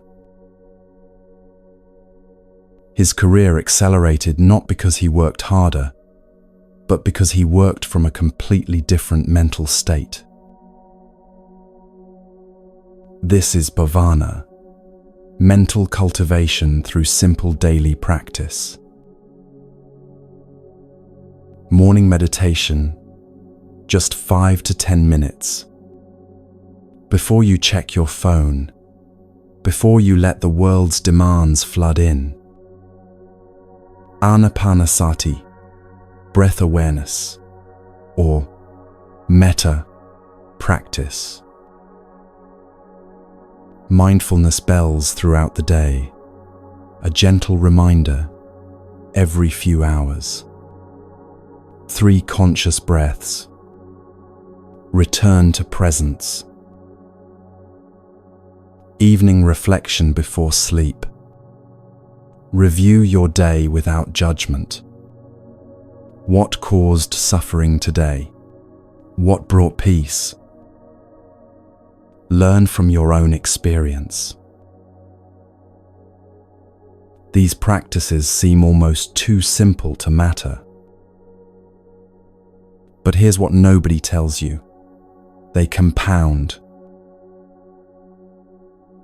Day 1, barely noticeable.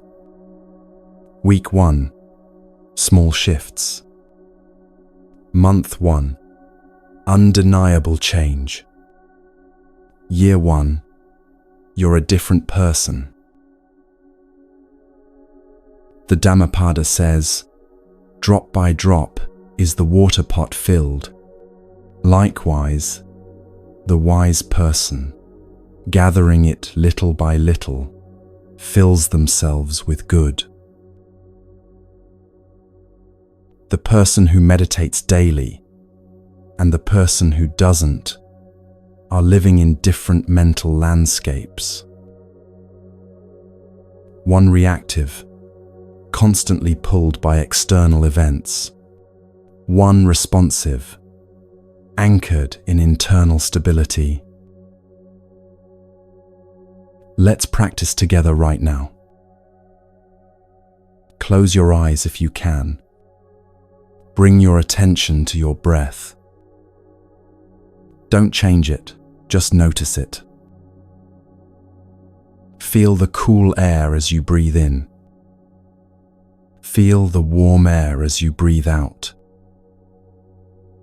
When your mind wanders, and it will, simply notice where it went and gently bring it back to the breath.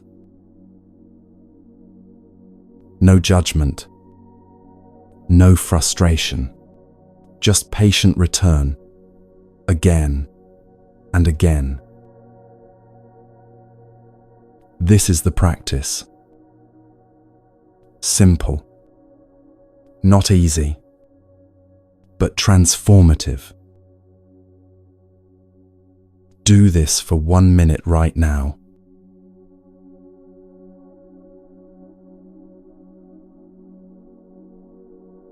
Welcome back.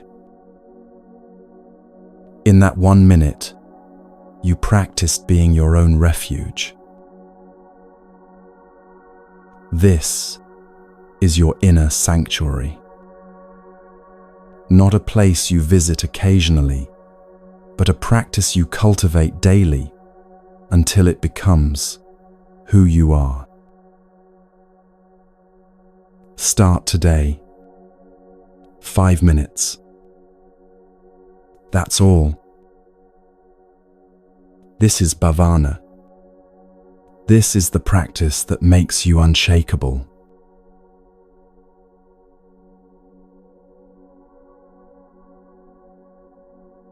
She watches her brother make the same destructive choice for the 5th time.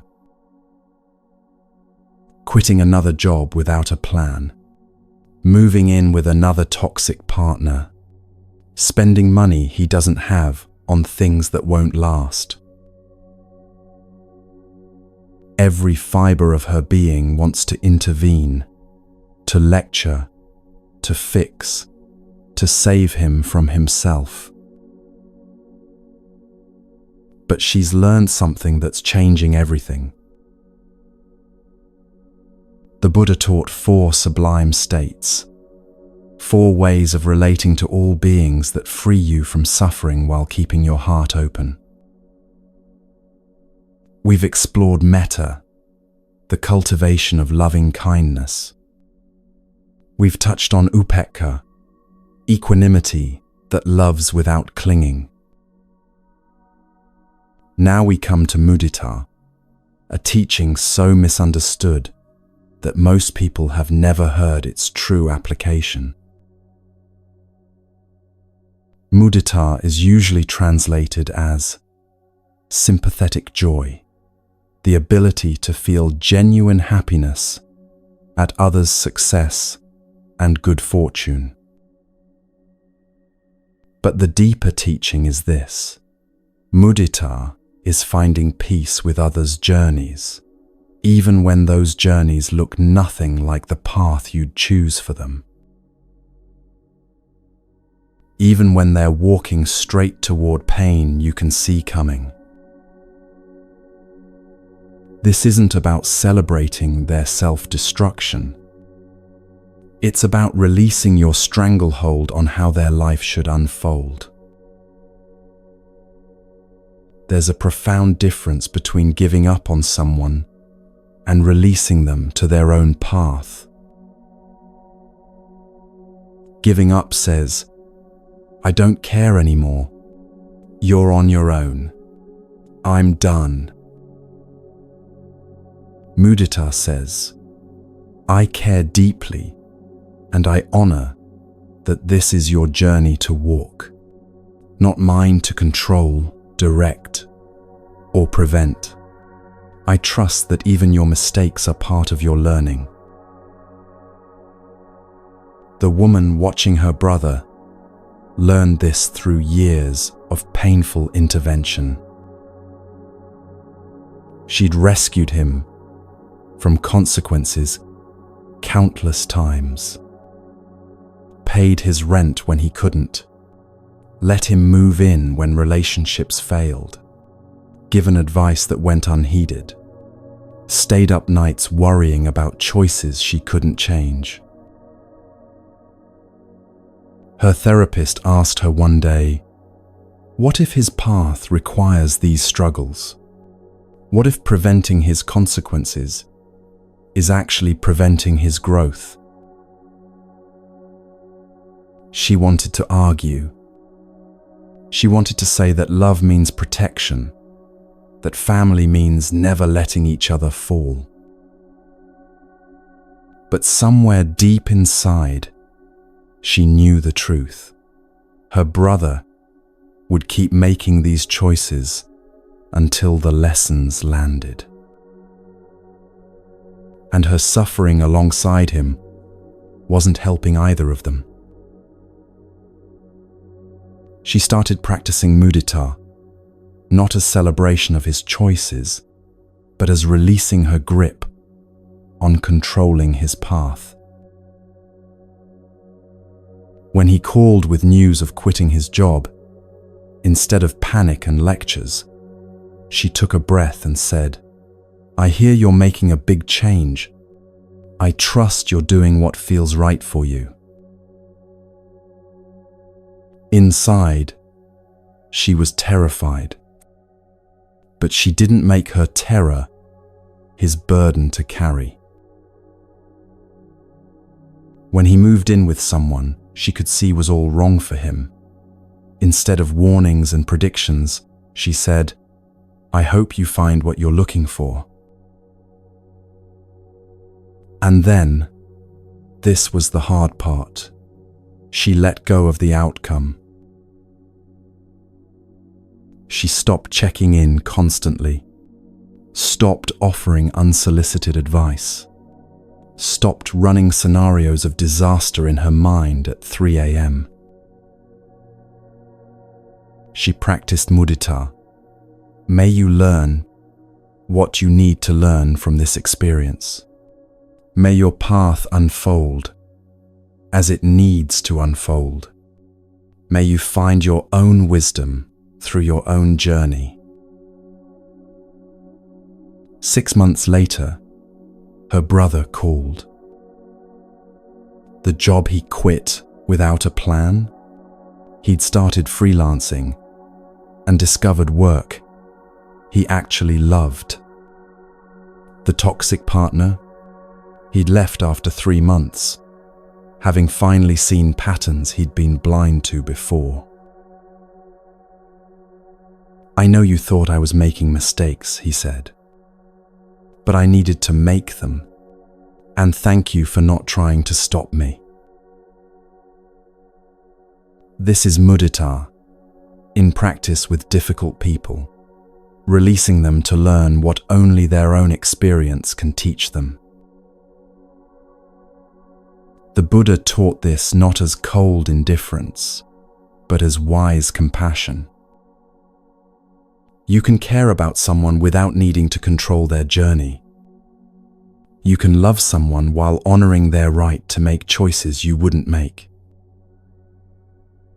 You can wish someone well while letting them walk their own path, stumble on their own stones, learn their own lessons. This doesn't mean you enable harm or stay in abusive situations. It means you stop exhausting yourself trying to prevent grown adults from experiencing the consequences of their choices. Practice this when someone you love makes choices that terrify you. Take a breath and silently offer, "May your path unfold with whatever wisdom it needs to bring you. May you learn what you need to learn. I release my need to control how you get there." Notice the resistance. Notice the voice that says, "But if I just explain one more time," or "But if I just prevent this one consequence." And underneath that resistance, notice something else: relief. The relief of not having to manage another person's life along with your own. There was a mother whose adult son struggled with addiction. For years, she tried everything to save him, paid for rehab, offered her home, gave money, made excuses to his employer, absorbed his chaos into her life. Nothing worked because he wasn't ready. A Buddhist teacher taught her about mudita, and she thought it was the cruelest teaching she'd ever heard. How can I find peace with watching my son destroy himself? The teacher said gently, "Mudita doesn't mean you're happy he's suffering. It means you trust that his journey, even the painful parts, is his to walk. Your suffering with him doesn't ease his suffering. It just means 2 people are suffering instead of 1. The mother began practicing, "May you find your own path to healing. May you learn what you need to learn. I love you, and I release you to your journey." She stopped rescuing him from consequences. She stopped enabling his addiction by providing safety nets. She told him she loved him, and she'd be there when he was ready for real help, but she couldn't keep participating in his destruction. It was the hardest thing she'd ever done. Her son hit bottom, real bottom, the kind she'd been preventing for years. And from that bottom, he finally chose recovery. Not because she forced him, or saved him, or convinced him, but because he had to face himself without her intervention, creating a buffer between him and reality. Mudita freed her to love him without drowning in his chaos. And it freed him to find his own strength. This is the teaching. You can honor someone's journey without making it your own. You can wish them well without needing them to choose differently, so you can feel okay.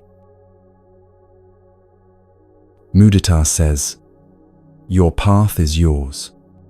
My peace doesn't depend on you walking it the way I think you should." This is love that frees both people.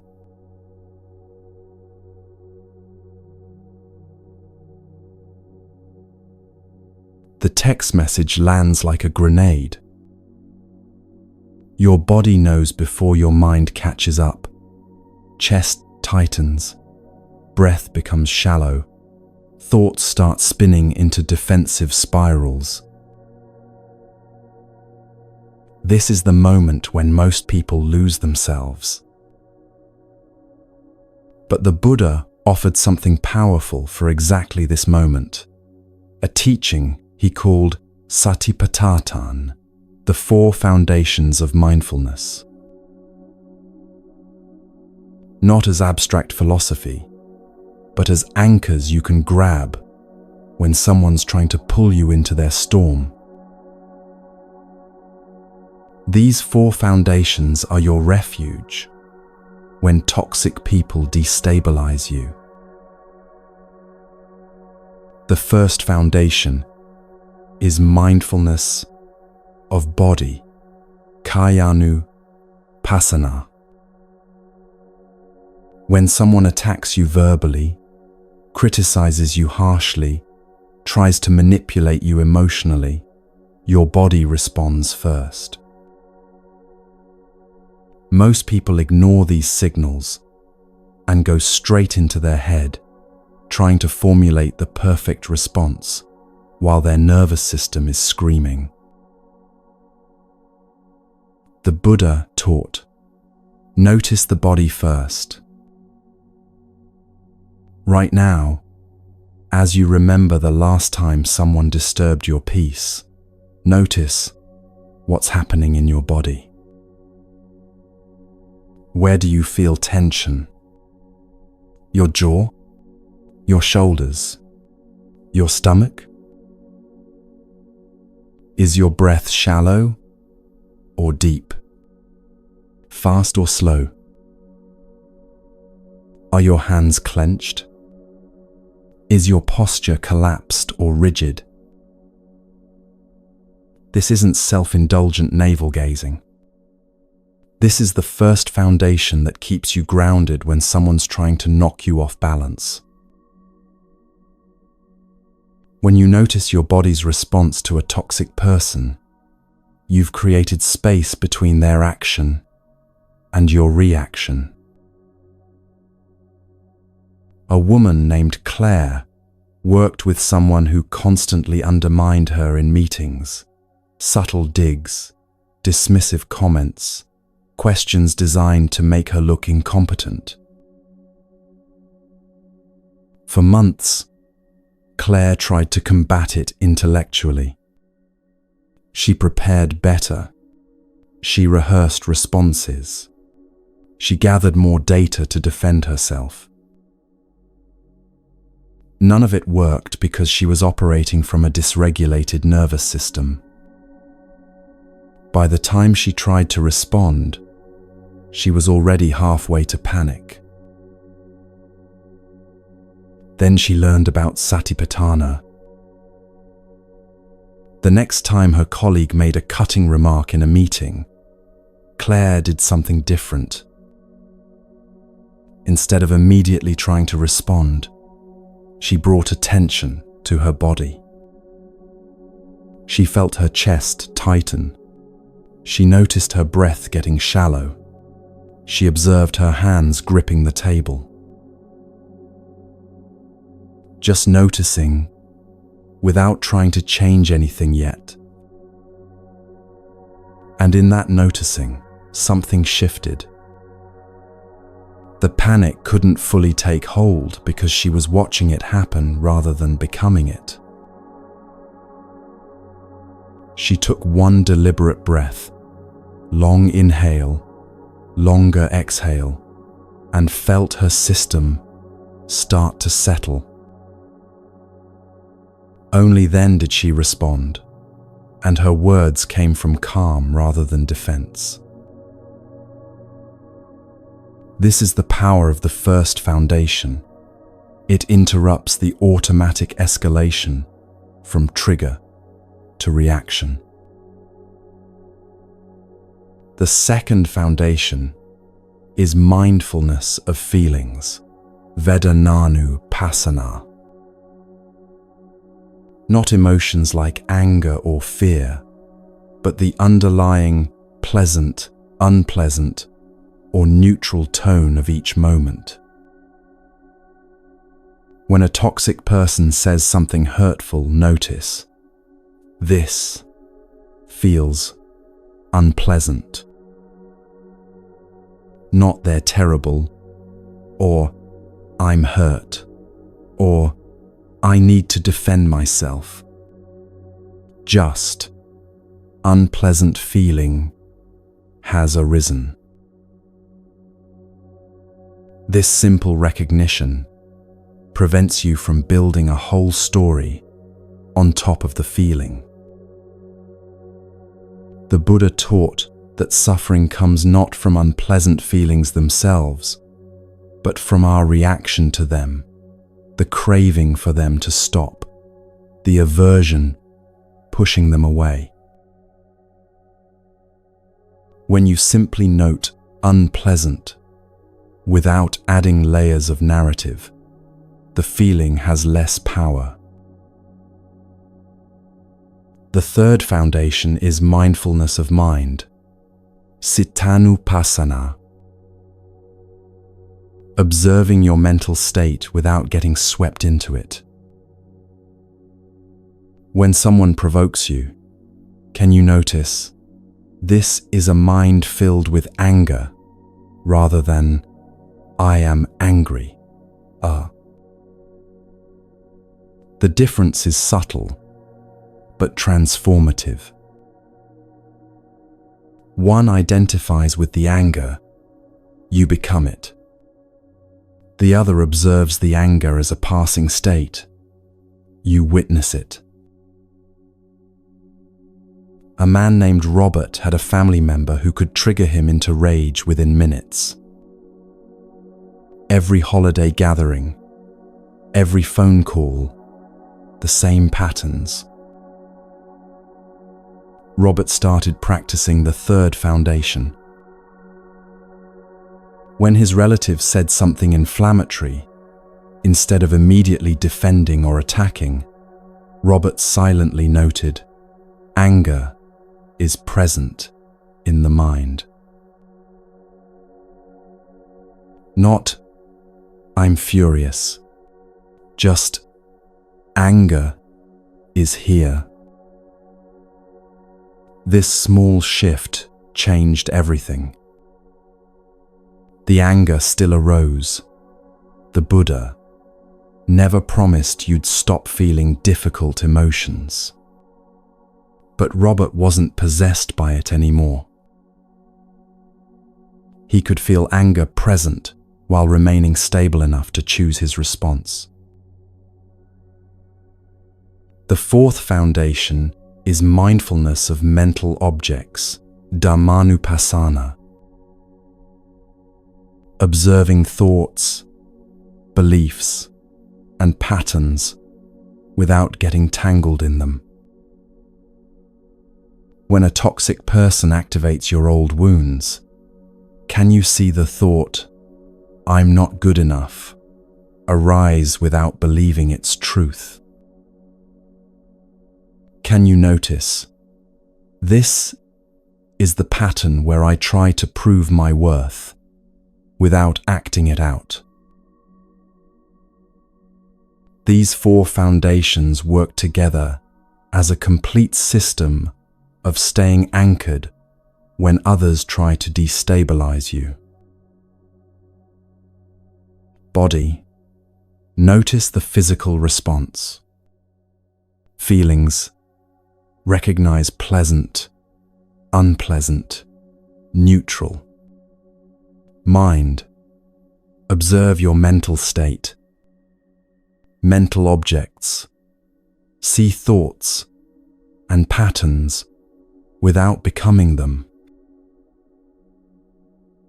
This isn't about becoming a detached robot.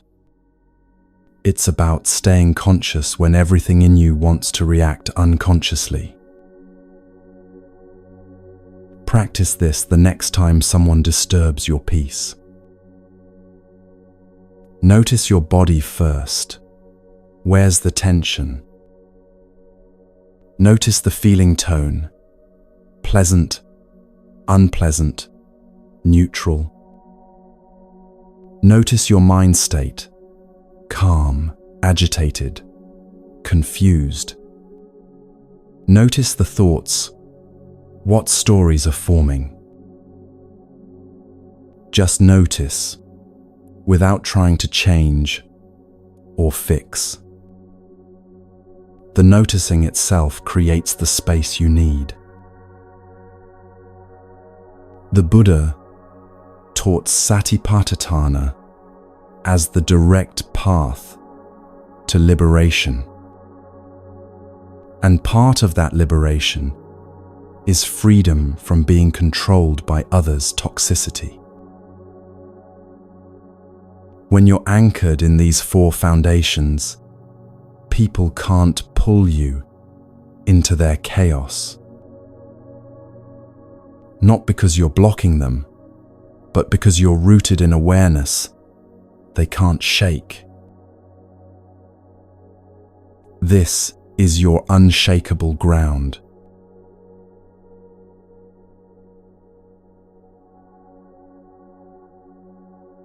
You're lying awake at 3 a.m., replaying the conversation for the 100th time. Should I have said something different? Is this my fault? Am I responsible for how they reacted? Should I fix this tomorrow? The questions spiral endlessly because you're using the wrong kind of attention. The Buddha taught something he considered foundational to all wisdom, yoniso manasikara, often translated as wise reflection or careful attention. But it's more specific than that. It's the ability to examine any situation and see clearly what's truly happening here. Not what your fear says is happening, not what your guilt insists is happening, but what is actually, objectively, genuinely happening. This final teaching is about discernment, the capacity to separate what's yours to carry from what belongs to others. Most people struggling with toxic relationships lack this discernment. They take responsibility for others' feelings, choices, and paths, while neglecting responsibility for their own peace, boundaries, and well-being. Yoniso manasikara teaches you to ask different questions. Not, how do I make them happy, but, is their happiness my responsibility? Not, how do I fix this, but, is this mine to fix? Not, what did I do wrong, but, what actually happened here? Let me show you what this looks like in practice. A woman named Elena had a mother who called daily with crises that Elena was expected to solve. Financial problems, relationship drama, health concerns that turned out to be minor, but were presented as emergencies. Elena spent hours every week managing her mother's life, feeling guilty when she didn't, resentful when she did. A therapist introduced her to Yoniso Manasikara, the practice of examining situations with wise reflection. After the next crisis call, instead of immediately problem solving, Elena sat down and asked herself different questions. What is actually happening here? Not what her mother claimed was happening, but reality. Her mother had overspent again and wanted Elena to loan her money. What is my actual responsibility in this situation? Elena sat with this one for a long time. She'd been trained since childhood to believe her mother's problems were hers to solve. But applying wise reflection, her mother was a capable adult who'd created this pattern through repeated choices. What happens if I don't intervene? Her mother would need to solve it herself, ask someone else, or face the consequences. None of which were Elena's responsibility to prevent. What is the wise action here? Not the action her guilt demanded, not the action her mother expected, but the wise action that honored both compassion and boundaries. Elena called her mother back and said, I hear you're in a difficult situation. I'm not able to help financially. I trust you'll figure out what to do. Her mother was shocked, then angry, then tried guilt and manipulation. But Elena had already examined the situation with wise reflection. She knew what was actually happening, a pattern of dependency she'd been enabling. She knew her responsibility to herself, not to rescue her mother from consequences. This is Yoniso Manasikara, applied to toxic relationships. The Buddha taught that wrong attention, Ayoniso Manasikara, is the root of all suffering. We attend to things in distorted ways, seeing threats where there are none, taking responsibility for what isn't ours, missing what actually matters. Wise reflection cuts through the distortion. When someone tries to make their problem your problem, pause and reflect. Is this actually mine to carry? When someone blames you for their feelings, pause and reflect. Am I actually responsible for how they chose to react? When someone demands your time, energy, or peace, pause and reflect. What is the wise response that honors both compassion and self-respect? This isn't cold analysis. It's clarity that serves both people. A father learned this with his adult daughter, who constantly created drama and expected him to drop everything to manage her emotional crises. He loved her deeply, but was exhausted by the pattern. He started applying Yoniso Manasikara to each crisis call. What is actually happening? His daughter was upset and wanted him to fix her feelings. What is my responsibility? To love her, not to manage her emotions for her. What is the wise action? To listen with compassion, but not take on the work she needed to do herself. He began saying, "I hear you're really struggling. What do you think would help?" At first, she'd escalate. "You don't care. You're supposed to help me." But he'd already reflected wisely. He knew helping meant supporting her growth, not preventing her from developing her own emotional regulation. Over time, something shifted. His daughter started solving more of her own problems. She still called, but the conversations were different.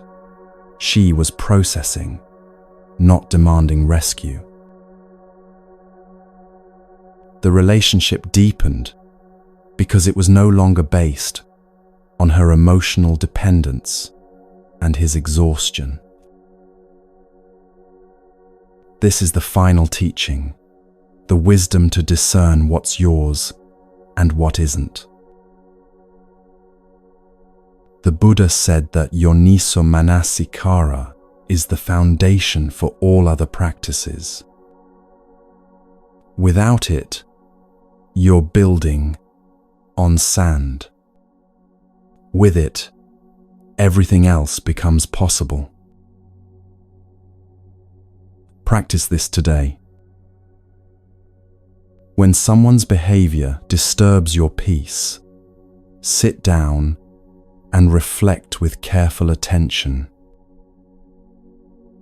What is actually happening here, beyond the emotional charge? What is my genuine responsibility in this situation? What is their responsibility that I might be taking on? What is the wise action that honors both compassion for them and respect for myself? These questions won't give you easy answers, but they'll give you clear ones. And clarity, seeing things as they truly are, is the beginning of all freedom. This is Yoniso Manasikara. This is wise reflection. This is how you finally stop carrying what was never yours to hold.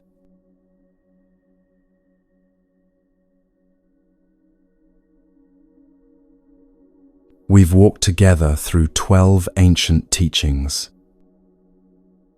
Nothing is personal, just their mind reflected.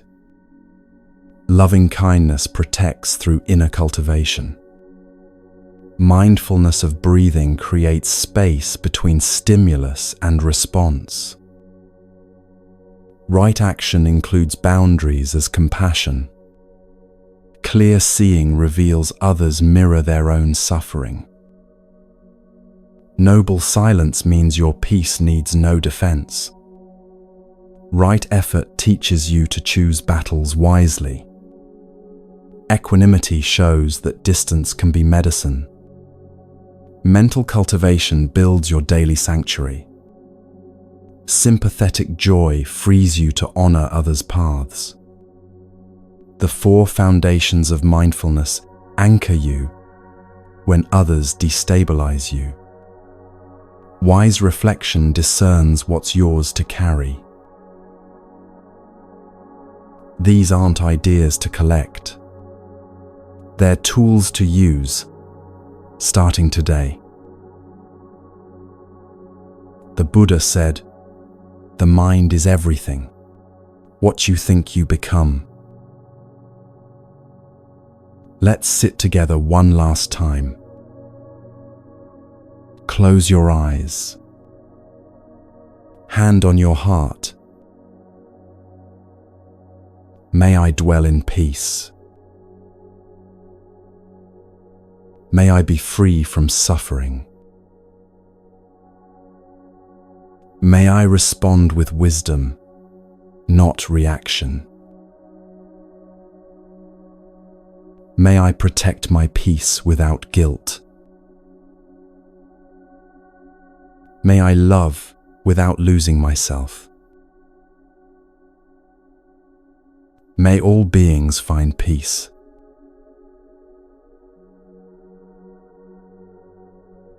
You're not alone. Right now, someone in Tokyo just finished listening. Someone in Sao Paulo is falling asleep to these words. Someone in Berlin is waking with new understanding. These teachings will be here whenever you need them. Waiting, patient, timeless. Your peace is already within you. May your journey be peaceful. May your heart be light. Breathe well, live well, be well. Thank you for walking this path with me. Peace be with you.